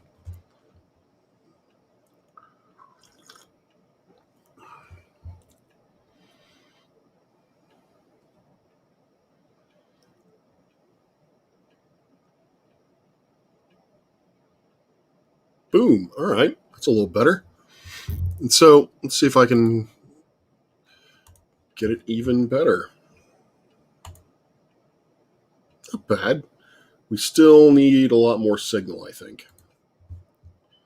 Yeah, I don't think we're going to track and stack this. So I am going to, let's try this. 3 minutes, 5 minutes, 3 minutes. Let's try a 3-minute exposure. See what that looks like.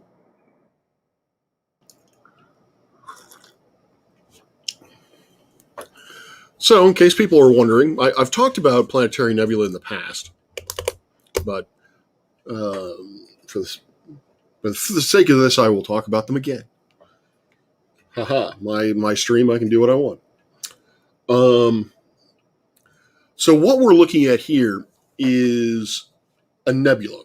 And a nebula, strictly speaking, is a vast cloud of dust and gas. And what I mean by vast cloud is the cloud is typically on the order of maybe a light year across. And one of the things that's most attractive to me, what attracts me to planetary nebula, is this is potentially what the sun is going to look like in about 5-6 billion years from now. It is going to go through, the sun is going to evolve. It's going to burn through its hydrogen fuel. It'll then burn through its helium fuel, and then it will just kind of get stuck with a core that it can't burn. But it is not massive enough that it will basically collapse down into a black hole or a neutron star. And once it gets to that point where it has this degenerate core, this core of carbon that won't collapse any further down, that's going to cause the outer envelope of the sun to become very violently shaky, for lack of a better technical term. And it's going to literally vibrate its outer layers off into deep space. It's not going to explode. It's not nothing as spectacular as a supernova, but it is going to blow off of its outer layers into space.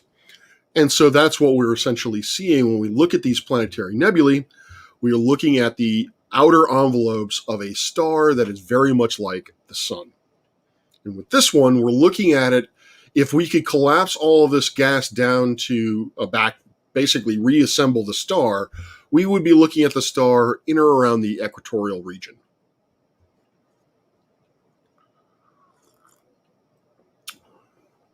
Exactly. The reason why it's called a planetary nebula is, again, I really need to verify this, but I'm pretty sure it was William Herschel. And he named it a planetary nebula because it looked like a disk. It didn't look like a star. It also didn't look like a spiral nebulae, or what we now refer to as galaxies. Because the only other things that looked like disks were planets, that's why he called it a planetary nebula. I doubt that he really anticipated that it had anything to do with planets physically.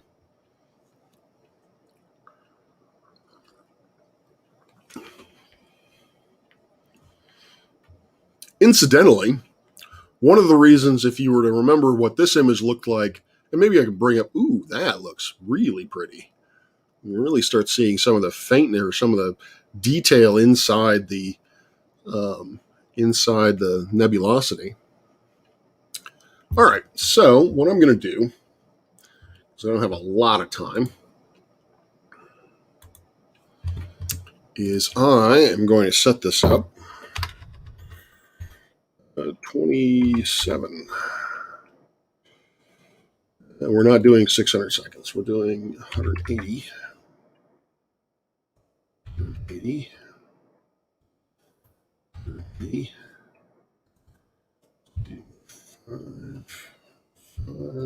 5.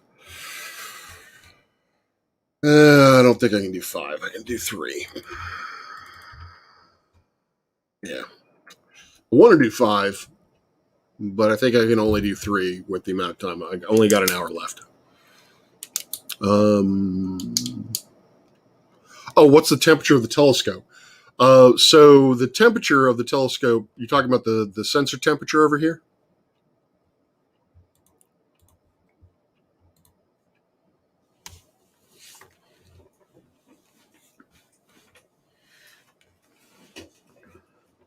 Because the ambient temperature outside, I would guess, is around mid-70s. One of the things that we want to do is, in order to minimize one of the sources of noise, we want to be able to make the detector as cool as possible. And so we can cool down we can electrically cool down the camera. Right now I've got it set to about negative 20 degrees Celsius. But I could actually have gone further, but I decided there were issues earlier on, and I didn't really want that to be one of the issues. So I just was like, I'll just put it to negative 20. Really, the difference between negative 20 and negative 25 is probably where I was going to go, is minimal. So it's not that big of a deal. But what you basically, because the amount or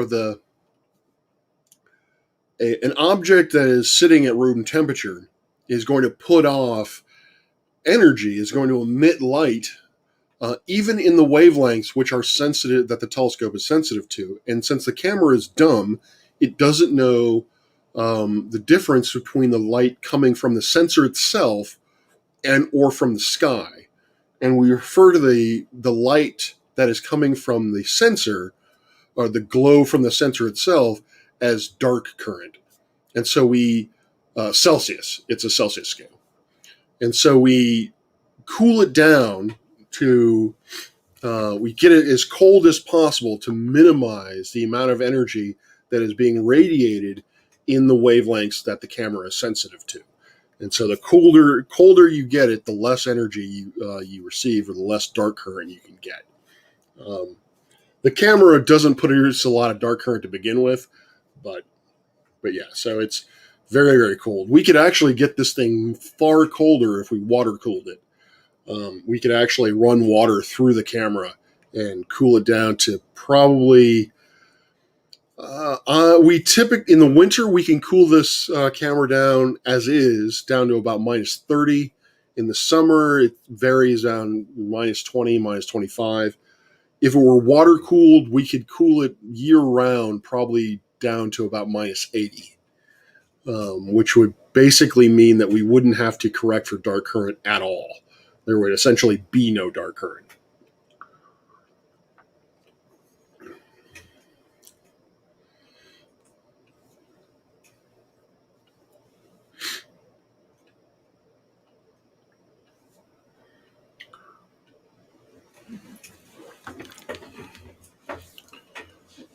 So the first image that we're gonna see in about 8 seconds is a blue image. So it is an image taken in you're looking only at the blue end of the spectrum of light that we can see with our eyes.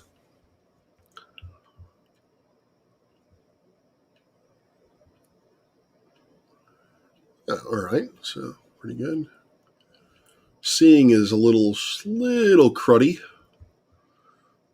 but that's all right, I guess. Not really. I actually don't know what the altitude here is, but I wouldn't guess that it's any higher than about 1,000 feet.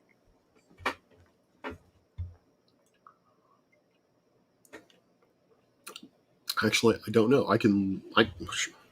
This is why Google was invented. Elevation, Fairfax, Virginia. Oh, all right. 300 street level elevation of Fairfax is roughly around 312 feet. And the telescope is about 50 feet higher. So let's put it at 360. So no, not high elevation.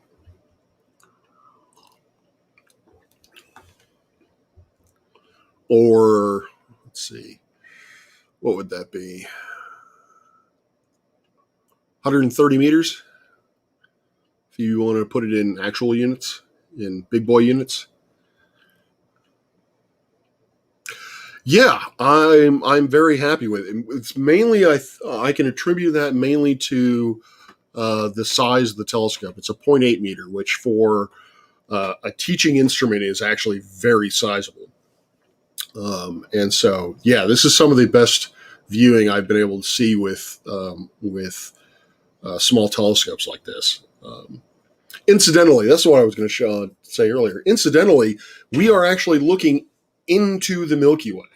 So if you were to be in a night sky that was dark enough that you could see the Milky Way, our telescope, and you were to sight down the telescope would be pointing into the Milky Way, which is why there are so many stars you can see in the background.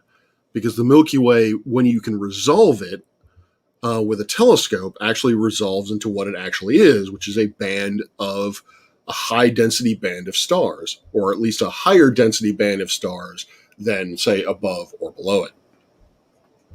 So if you kind of go back, actually, I can just do that. I have that power.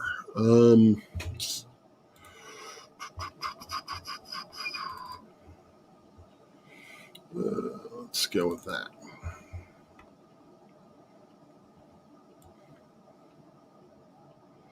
So you can kind of compare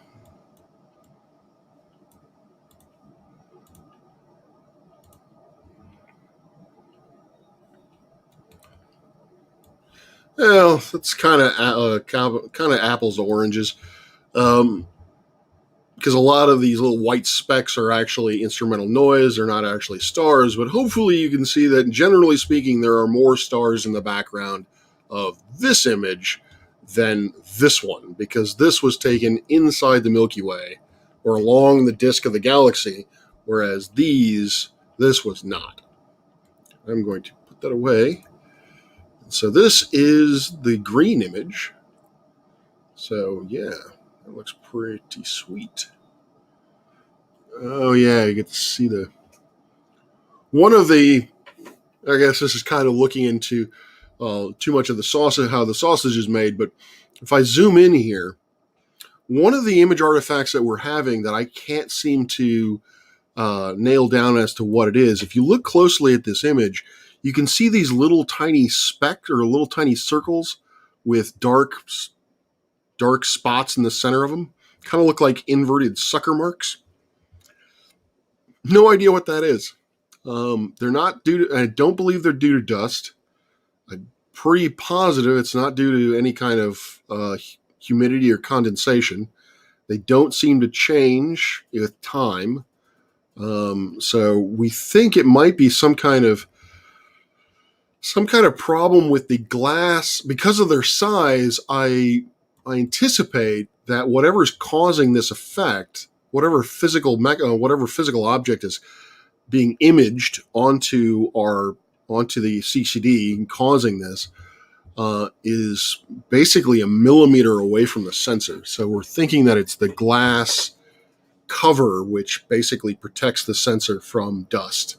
Something about that glass covering is not, is bubbled. Maybe there's bubbles inside of the glass or the plastic or something. I don't know. It's my job to find out what it is, and I have not been doing my job properly on that one. I just been too busy with other things to track down that little annoyance.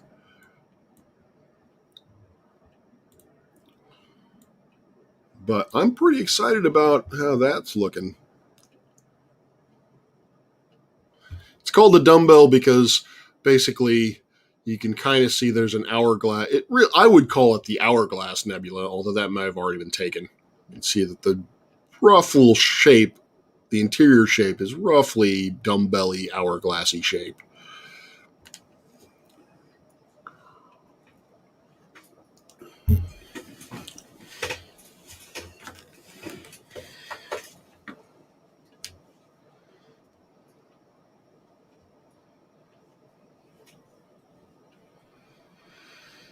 As I was saying at the beginning of the stream, one of the reasons why I'm doing this is because I'm going to be on Eddie's Hobby Corner. Eddie Little Rage. Little Rage is her channel.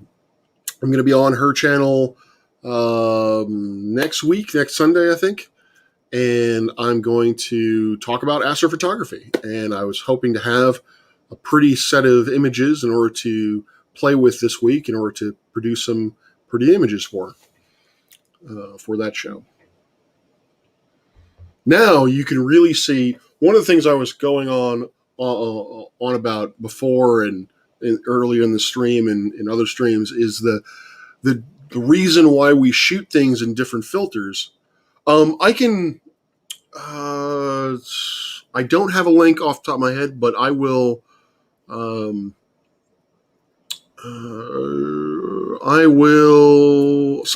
will get that to you. You're on one of the Discords that I'm on now. I think you just joined a Discord that I'm on. I can find it, send it to you. But astronomers take monochrome images in different filters for a reason, because there is physical differences, or we can see physical differences by doing so. And so, for example, if I pull up the G image.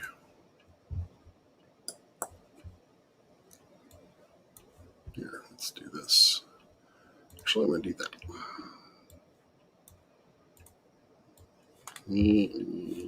Go away. Actually, I'll just close that. I don't need that anymore. Close that. Close that.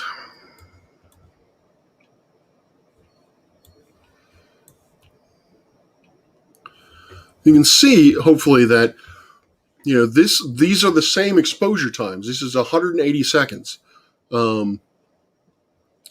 per. So the differences that you're seeing are pretty much because of physical differences, and not really doing that very well. But anyway, if we just look at the nebula itself, it's really kind of indistinct or fuzzy, but you can see that there is sort of these wings that come out in this way. But the interior doesn't have a lot of structure to it. It's pretty much just fairly evenly distributed. But if you look in the R, in the red or the cooler part of the spectrum, you can definitively see there's a lot more structure. There definitely seems to be, the gas seems to be clumpier, and you don't have these and these wings that you can see fairly readily in the green are not there in the red. And what that tells us is that this gas is a different temperature. And if it's a different temperature, that tells us that it's a different temperature because it is of a different composition. So in the green, this gas is more than likely due to oxygen. So the oxygen content is pretty well evenly distributed. It's in the hourglass shape, but it's not really clumpy. Whereas in the red, most of the energy is in, or most of this gas is being, or most of this light is being emitted by hydrogen gas. And there's a lot more of it, and and it's a lot more clumpy. It's a lot more dense. And then this is the blue image, and you can see it's just fainter overall, and even less. You see even less details in it, and that's primarily because the planetary nebula has expanded to the point that it's not very hot, and it's no longer very hot. The more something expands, and this is basically a truism for most astronomical objects. If it expands, it cools off. So as the nebula gets larger and larger over time, it's going to cool off as it does so. And so it's just not nearly as energetic in the bluer part of the spectrum that it is in green or red. And so it's just not as distinct.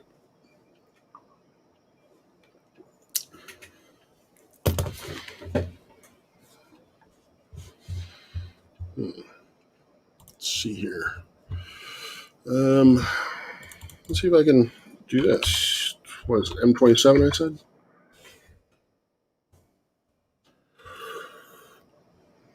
That's not a great picture of it, but that is the Digital Sky Survey, which is a 3-color image of the sky. I can't remember who did the Palomar.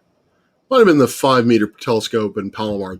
Took image of the entire, basically did a survey of the entire sky, and this is a 3-color image of the image. You can see that it's not a very good image because it's been basically saturated in the center, and so we lose a lot of detail in the center. But you can see that there's a little bit of blue, and the blue is primarily in the wings, and the center is primarily red, and you can kind of see the red peeking out over here. A better image of this, and I should probably just Google it.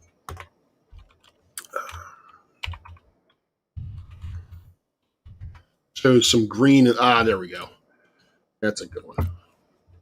So this is probably the type of, when I create the image of this, when I've created past images of Messier of the dumbbell, I tend to get the images tends to be much greener in the center and redder on the outside.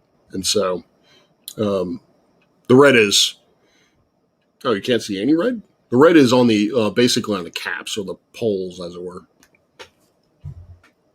And then in here, you can kind of see these clouds or these patchiness. That's where the red is mainly located, and the green is more diffuse across it. So hopefully my image of that will look like that at some point, or something similar-ish to it. As I said, I'm not very good at astrophotography, but as you can see, astrophotography is kind of more of a science than more of an art than a science, because depending on the instruments that you have, the camera type of setup that you have, what software you use, you can get different kinds of different colors to bring out and different details in it. So here, this person obviously has their camera was very sensitive to blue and to red, but not very sensitive to green for some reason. and so they don't really see a lot of the oxygen content. So yeah, fingers crossed, maybe.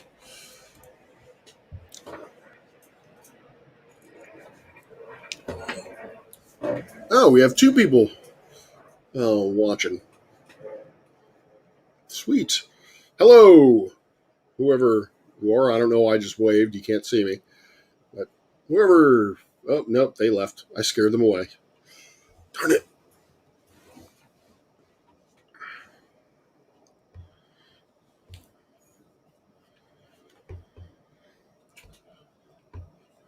Yeah, so we'll be on this for another. Okay, got it. All right. Yeah, fair enough. Um, yeah, you'd see. You probably have a much better view on your PC than you do on your phone.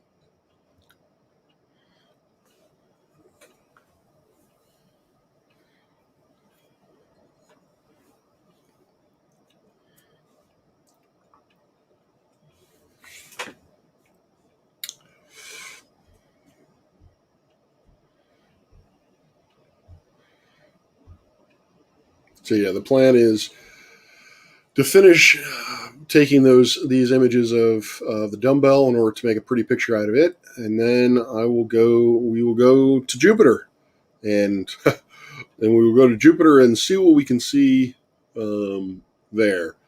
Although I have to manage folks your expectations. Jupiter is small in our field of view, so the chances that we'll be able to see any kind of detail are minimal. But we'll definitely be able to see some surface details and also uh, the planets.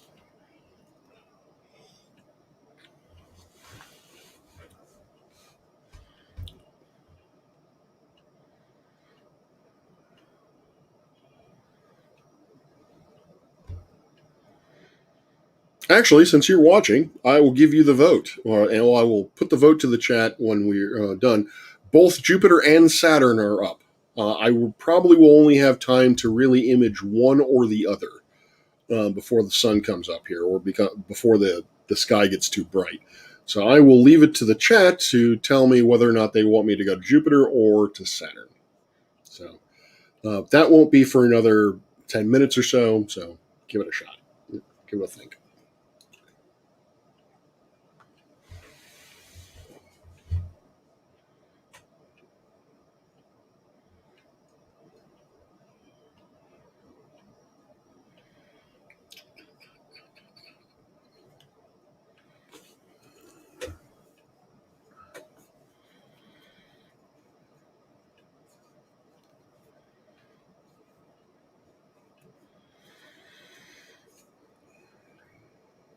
I really love the fact that I was able to get to do this tonight because primarily, like I said, our telescope is either used for teaching purposes or it's used for research purposes.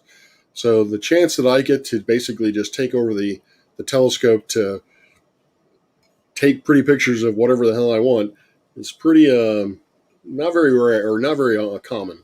So I'm glad I was able to get this up and running tonight.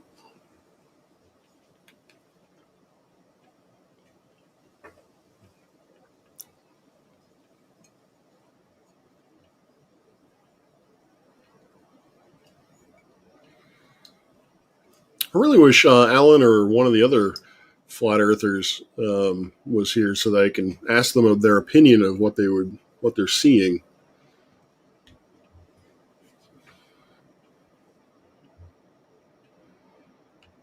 Because how far away is this thing? 27.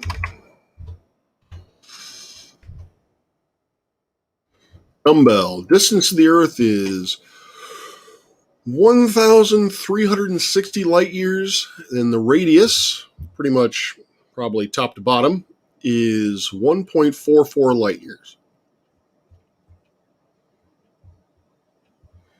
age is about 10,000 years old, meaning that it used to be a star about 10,000 years ago. So, astronomically speaking, it's actually pretty young in this stage. Oh, Raichi, yeah.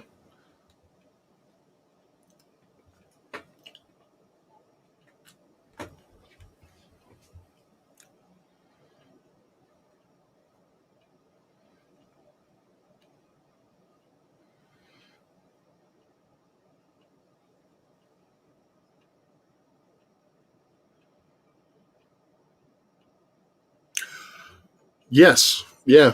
It's like I said, astronomically speaking, that's pretty much infant. This is an infant object. Planetary nebulae are not. They don't last very long. The lifespan of the nebula itself is only on the order of about 100,000 years. Before you were talking about before the time it takes to turn into a planetary nebula that you can actually view it, that is large enough to be seen, and where it's not so large that it's cooled off enough that you cannot actually detect it with a telescope anymore. That time frame is only about 100,000 years. And the only reason why we see these things at all is because they are actually such a common phenomenon. Such a common stage of a star's life death cycle, as it were. So,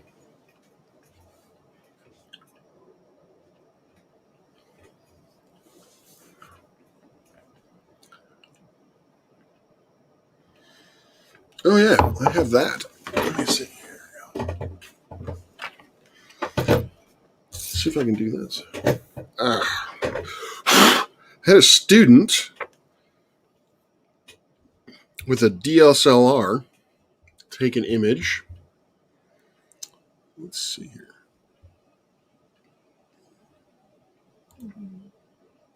Let me do this. DSLR and his personal telescope. So this is not filtered. This is basically just a full-on camera, 3-color image camera. Take a picture of the dumbbell. So this is the same object we're looking at. This one of my former students was able to take this with his own.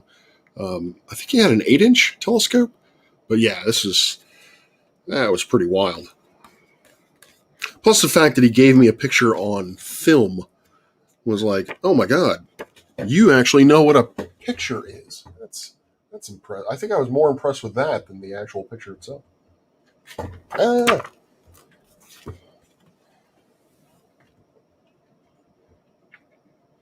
get up there. There you go.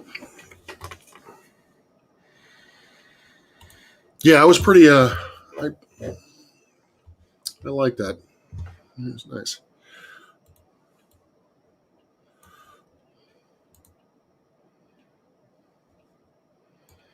Let's make this larger. People can see it.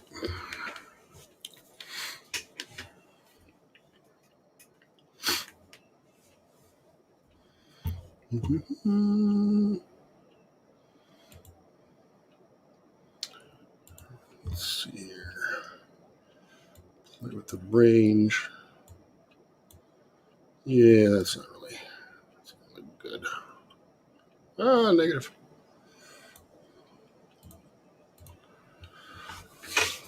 Oh, wait for the next image to come in. Which I think should be which should be the green image, third green image. Yep. Oh, satellite or plane or something. Streak there.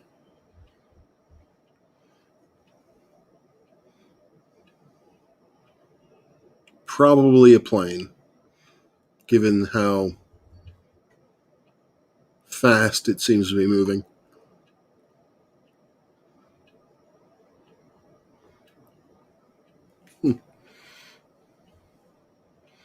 Great. Well, at least it didn't come through this. So, yeah.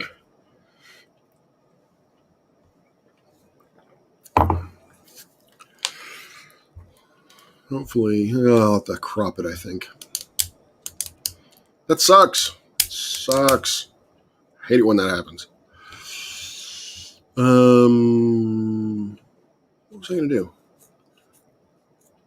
Oh, yeah, that's what I was going to do. I was going to play with the screen stretch.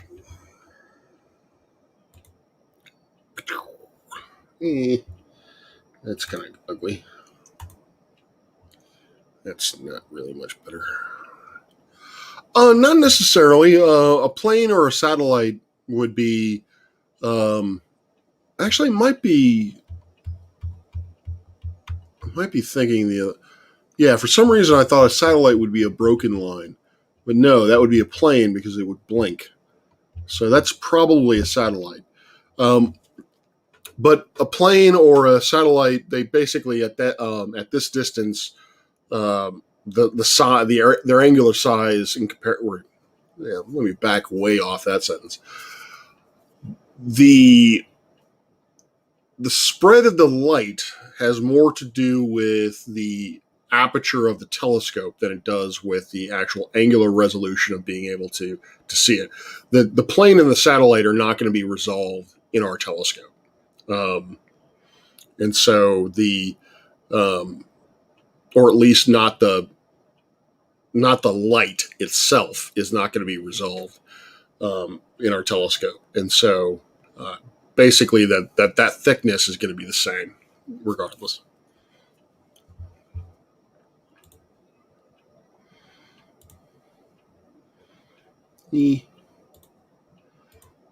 Nope. Rayleigh, Gaussian.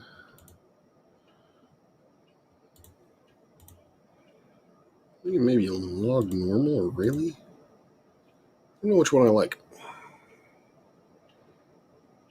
Yeah, or maybe a couple pixels. Oops, it's downloading.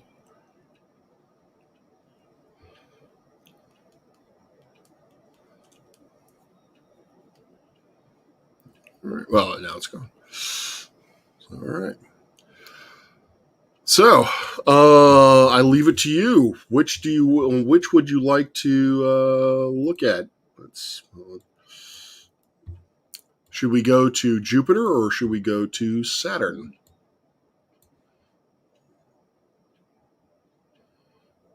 Jupiter's higher up, so less atmosphere to look through. Saturn has rings.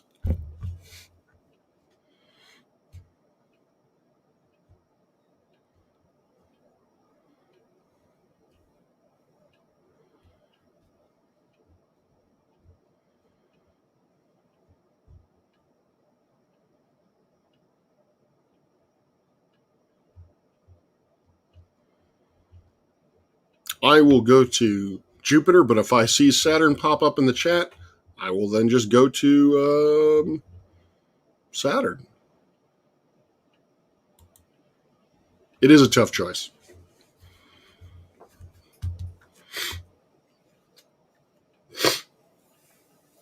I guess it really depends on my mood whether or not I want to see rings or see banding across the surface. All right. Whoops. So, unlike with what I was doing with other images or other objects, let me just take an image. Let's reset it.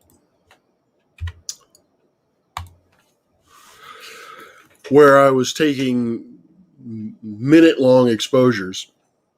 Minute-long exposures here would be superfluous. Jupiter is so bright that it would just saturate the chip. You wouldn't be able to see anything with Jupiter. So the key here is that the ability to be able to see detail on Jupiter is actually more a function of what the atmosphere is doing at any particular time. And so the idea, if you want to make a really good image of Jupiter, said that's actually, yep, damn near close to saturated, if not saturated.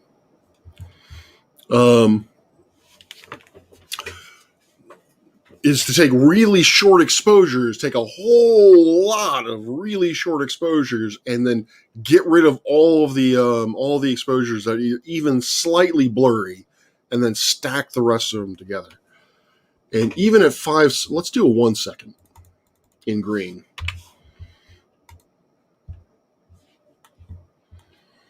So there's Jupiter, and there's its 3 of its moons. Let's see which ones they're up.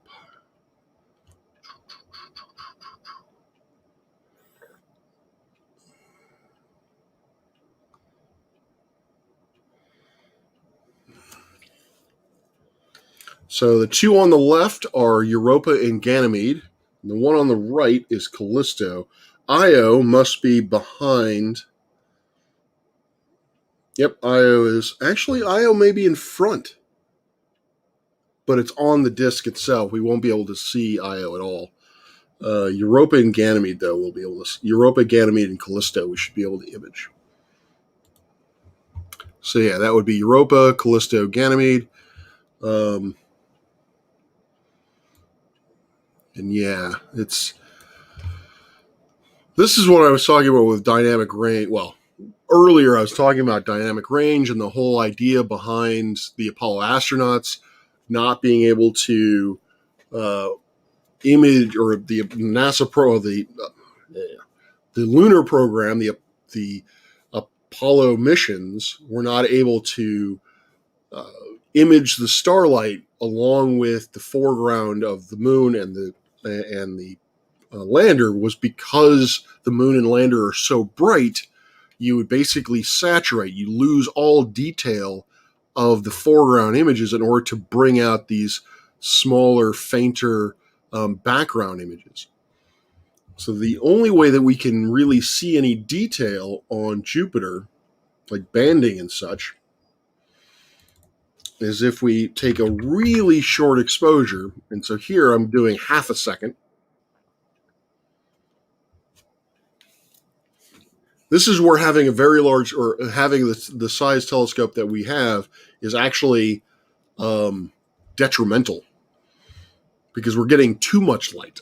And again, we're pretty much saturating Jupiter, so there's really not much we can see with it.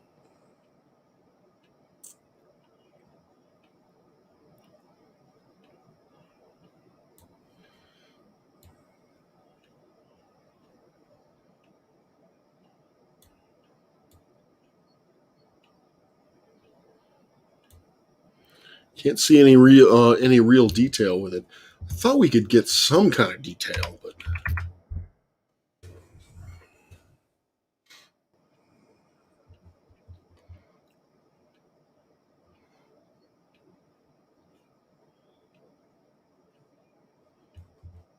nope. All right, well, let's play a different trick. Let us go to the ultraviolet. Let's go to the extreme blue end of the visible spectrum.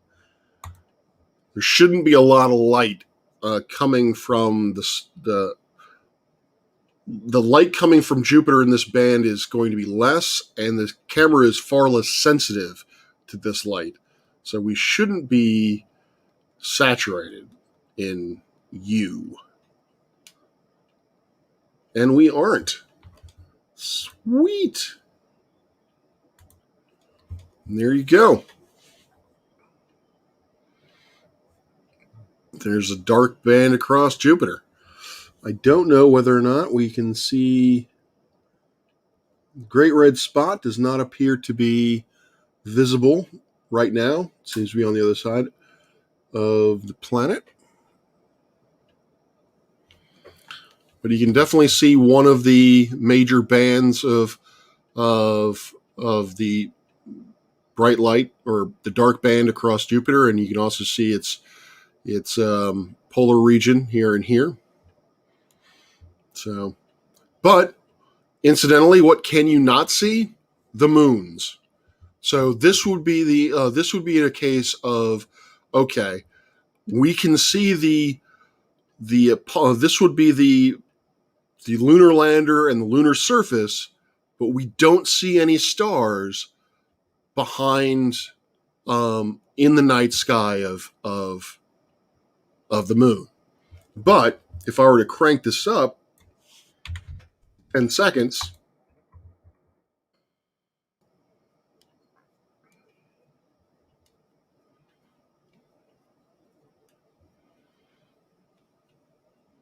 we can see, like I said, we can see the uh, details on the moon, or we can see, excuse me, details on Jupiter. Ouch.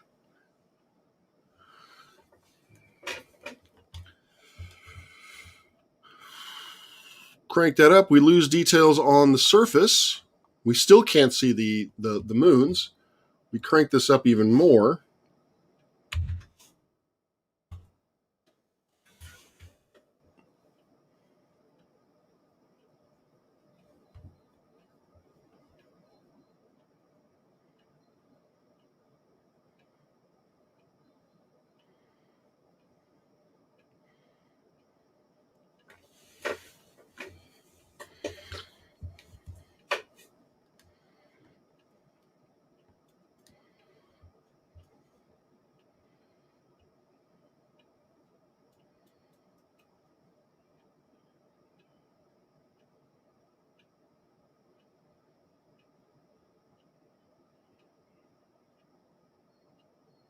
And you can start seeing these two moons pop out that you couldn't see before.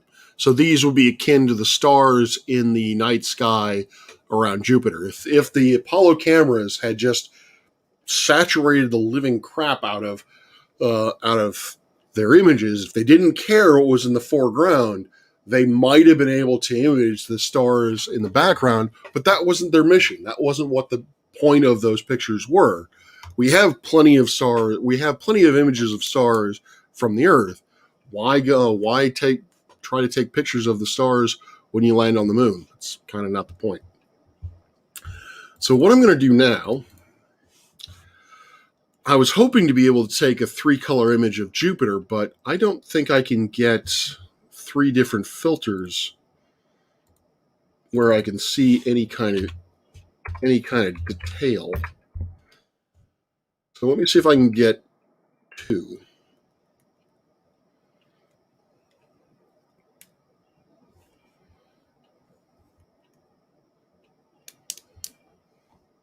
Oops. Not really.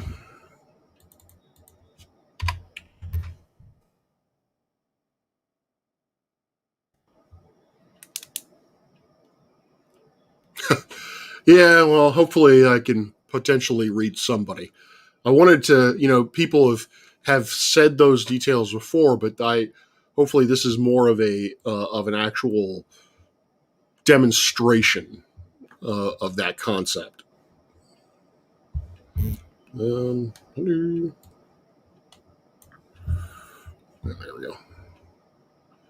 So yeah, maybe a little bit of detail. I don't think so. I think it'd be better to just go here. Yep.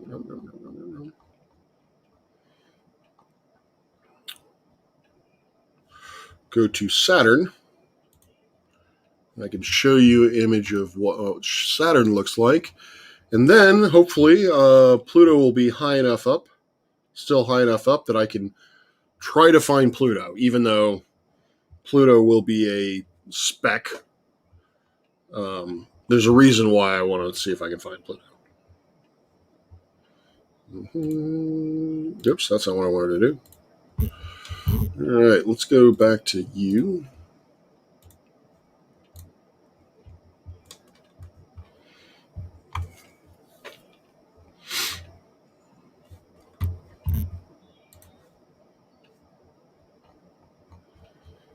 Saturn, those are the moons. So Titan will probably be obvious. Maybe Rhea, maybe Enceladus. These are probably too faint, but we'll see. Oh, there we go.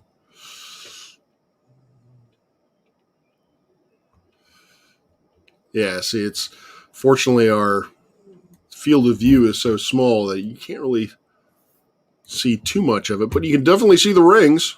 The rings are definitely visible. Let's crank this up a little bit. I think we got plenty of signal left.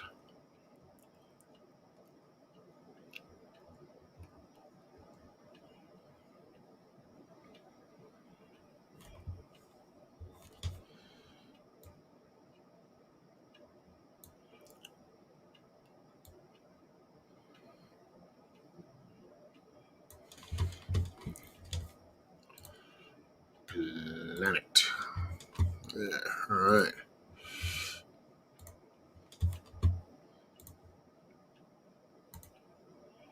Ugh, that didn't work. That worked less. Nope. My trick is not working. Crap. Oh well. So, yeah, it's not really.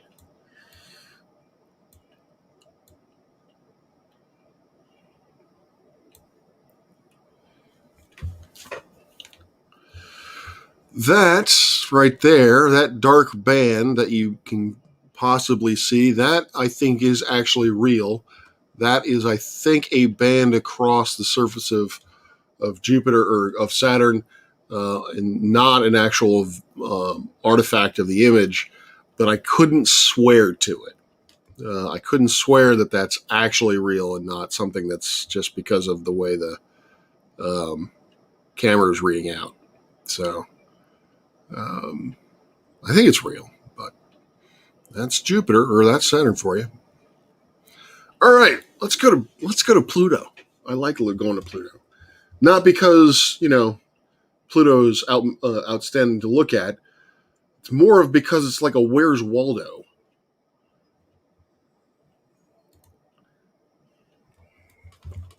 situation.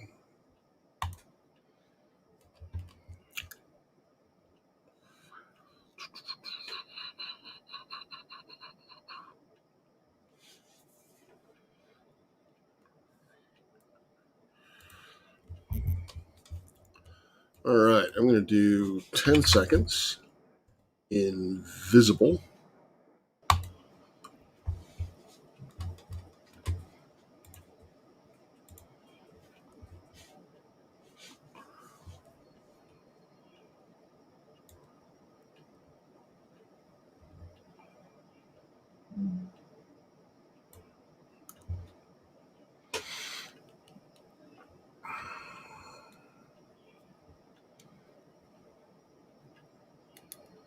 Oh, hello.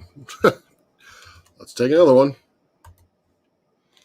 The thickness of that line is more of a. Oh no, Pluto is going to look like a stone, look like basically a faint object or a faint star. The thickness of that line, that is more than likely a plane because it's just simply the brightness of it.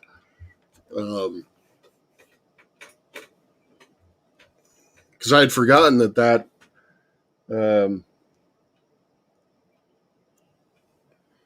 that thing that's strong that streaked across. Oops. That streaked across the planetary or the dumbbell.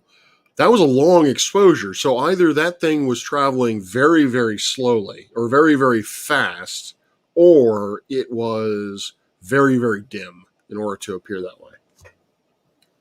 All right. So the fun where is Waldo part of this is, let's see here.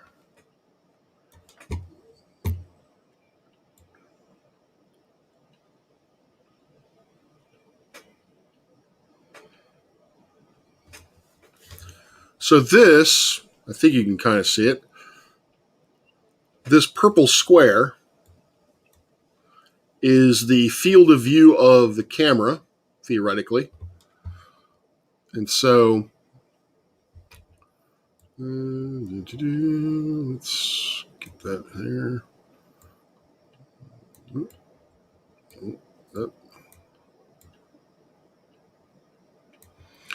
So the idea is we can match up all of the stars in this image or in the sky, and then whatever's left, that's Pluto.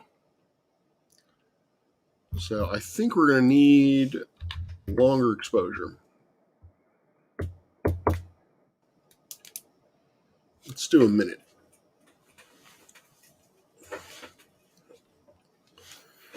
Let's see if we can try to identify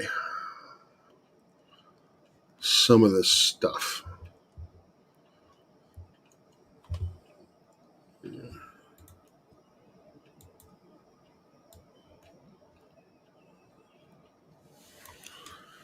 All right.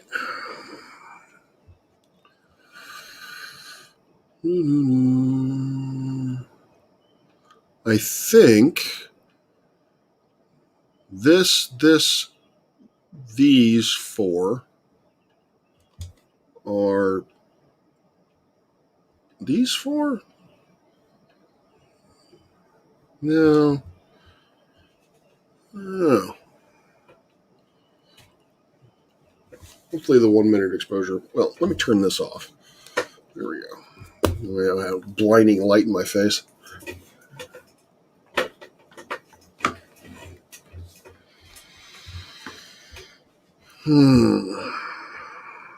Okay. I think, yes. So we have these 3 stars here. We have these 2 stars there. We have this star there. I think this little section here corresponds to these 3 stars, these 2 stars, and then this star there.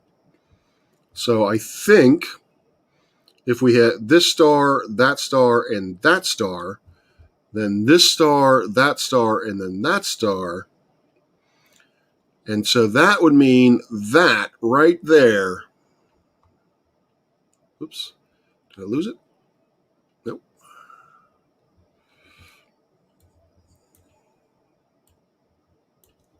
This right here, that is Pluto. So now you can say you have seen light from Pluto. Not really all exciting, but well, that's what it is. That's what it is. So yeah, there's these 2, these 3, these 2.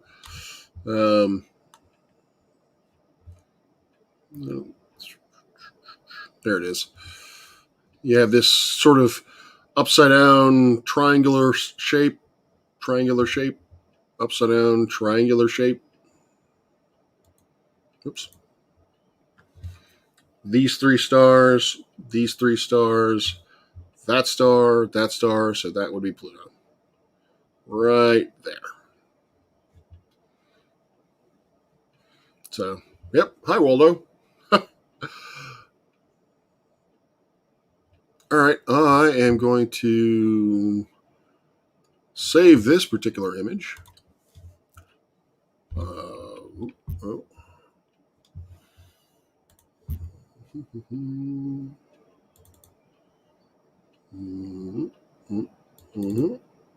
Well, always get that wrong.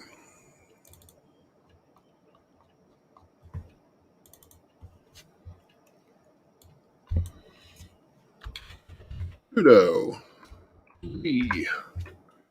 All right. So I've got about 20 minutes before dawn, before it starts getting really bright out. So let me see what other objects.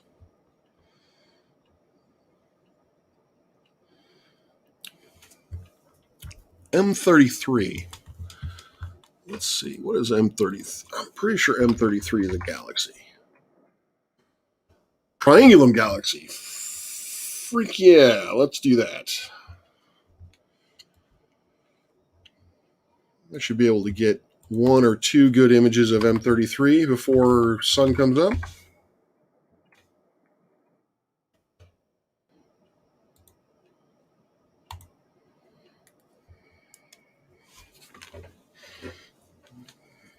So the Triangulum Galaxy is the other major member of the local group. So nature is social. Galaxies tend to cluster together. So there is the Milky Way galaxy, our galaxy resides in a small cluster of galaxies, and that is called the local group. The three major galaxies within that cluster are the Milky Way galaxy, ours, the Andromeda galaxy, or M31, and the Triangulum galaxy, M33. The Andromeda galaxy is actually bright enough that in a dark sky, oops, I don't know why this isn't zooming properly. In a dark sky, you could actually see M31 as a naked eye object. And so the farthest away that you can, if you wanted to know what is the farthest away you can see with the human eye, technically speaking, yes, technically speaking, you can, in a dark sky, you can literally see light that is 3.5 million light years away. So you don't need a telescope in order to see really far into the universe. All right, we're there. Let's do this. All right, let's do a quickie 15 seconds and see what happens.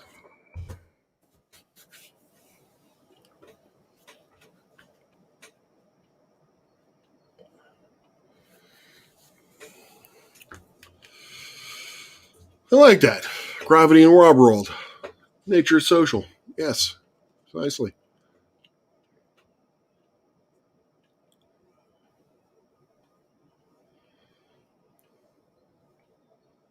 Ooh, that looks murky.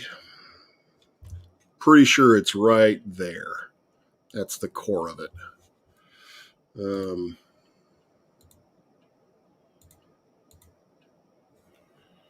Let's pump that up to 60.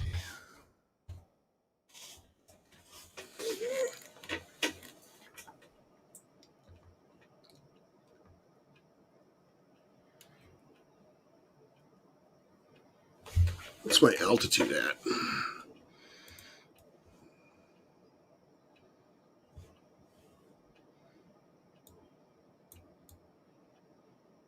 52% or 52 degrees. Okay.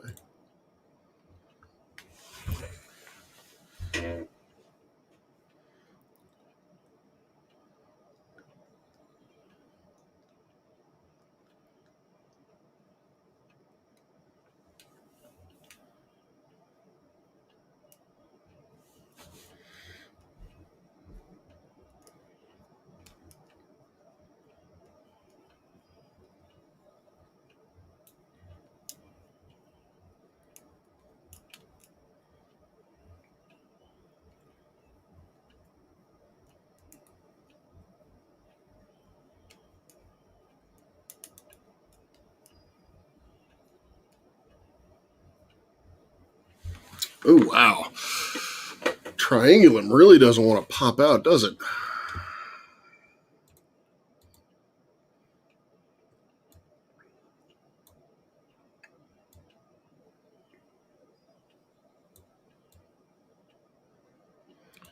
I will not be deterred.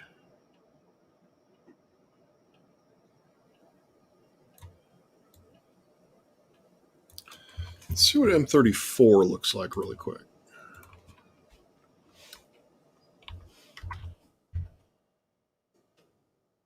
Wow. That is not a galaxy. That is a open cluster. All right.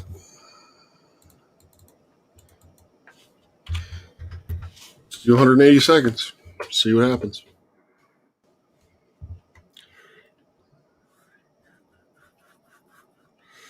It's really faint surface brightness.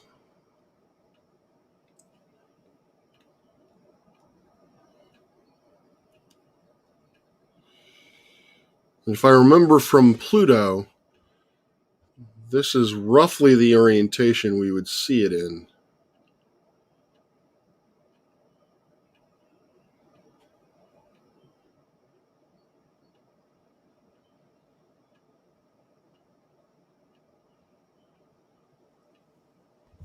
Oh, can't see the chat.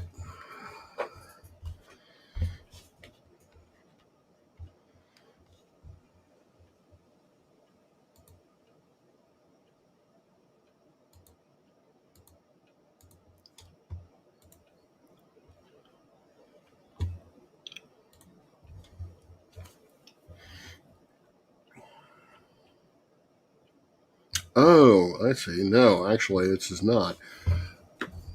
Pretty sure these two stars, that star, that star, that star, that star, or these two stars, that star, that star, that star, and that star.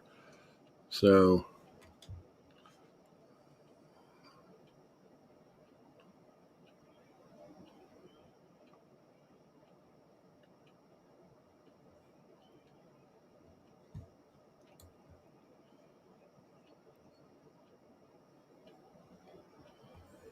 all right.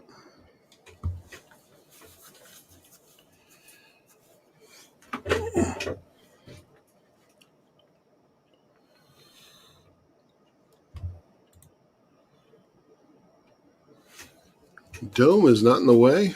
Is it cloudy?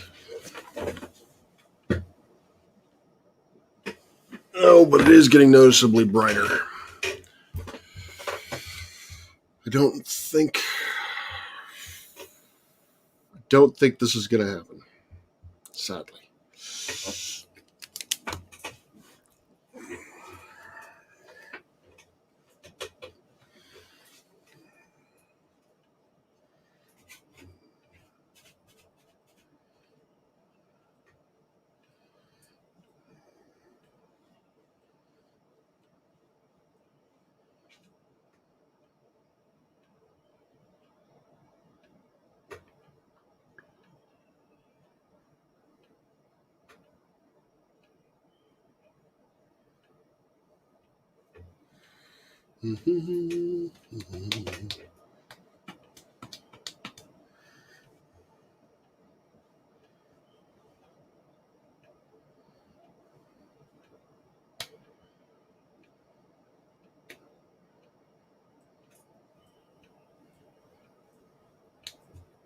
Ah, that didn't work. Yeah. Fudge. You can kind of see something here, but that's kind of a wash. I don't know, and I'm not entirely certain why. It's high enough up, and it's still, well, I take that back. It's not that great dark wise. What's the background? Oh, 7,000 counts. Yeah, it's pretty bad. All right. Well, that being said, let me turn that on. And let me bring this up. So, yeah, see how disheveled I actually am. Um, we could try the infrared. Why not? Let's try one more time.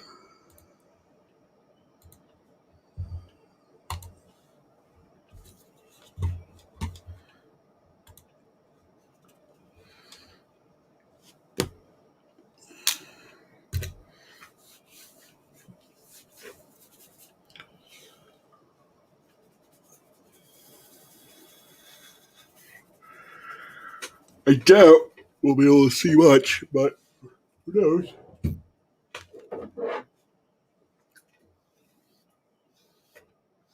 Let me brush my hair for the cameras.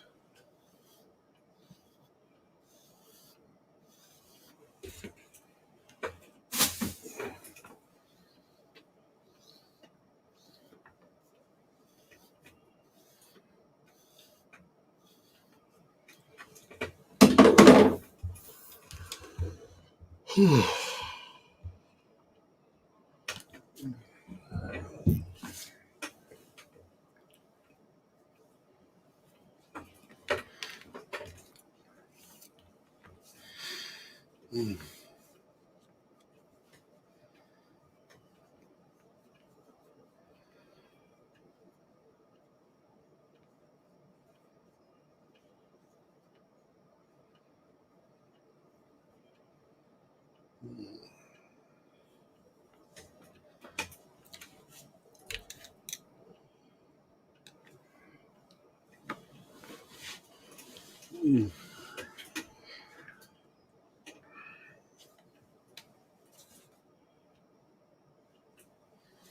I am not used to being this far north and having dawn be this early.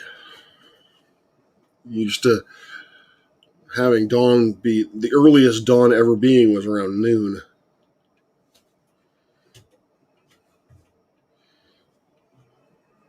Not noon. I need sleep. Dawn early. The earliest dawn ever being was, or yeah, was 6 a.m. Not noon. Just still a bit outside.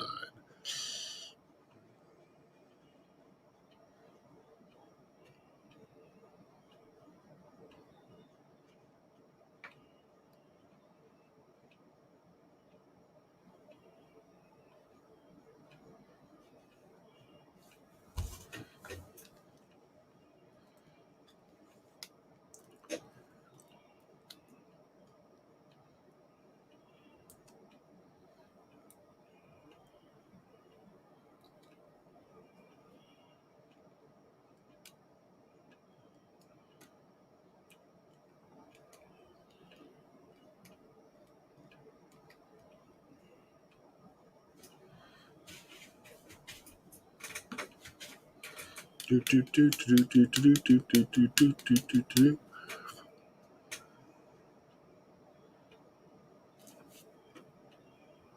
Bam. Come on. Oh, yeah, I think it's just soup at this point. Oh yeah, background is 15,000 counts. Yeah, there are no way we'd be able to see it. 4 a.m. is the earliest dawn. Nope. I like living north, but I don't like that. I don't like having it to be having my nights so damn short during the summers. All right. Well, let's see. All right. Well, it's been fun. I am going to sign off now because I am admittedly very tired because I thought noon was the earliest I'd ever seen dawn. So, and I still have some calibration frames to take, which are really, really boring. So you're not missing anything. So I'll spare you that. So I still have about an hour's worth of work ahead of me before I can really shut down. So I am going to sign off. As I mentioned last night, I do plan on doing more planned content. These streams are easier, but I really would like to get back into making more planned content. The next Rob World episode will probably be in another week's time. Next week, I plan on putting out at least 2 pieces of planned content. One is I keep promising this, but it would be an initial review of Taking Back Astronomy by Dr. Lyle. And then the other one will be a trial where I am going to try to create a space news show where I highlight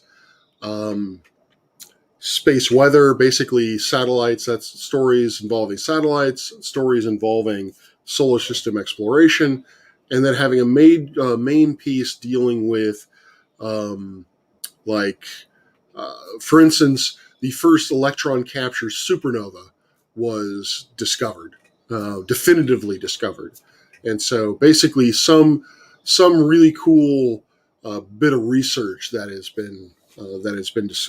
been published. I'd like to highlight that as well. So yeah. All right. So no matter how dark it gets, remember, you're always stardust. Good night. Have a good day. Peace out.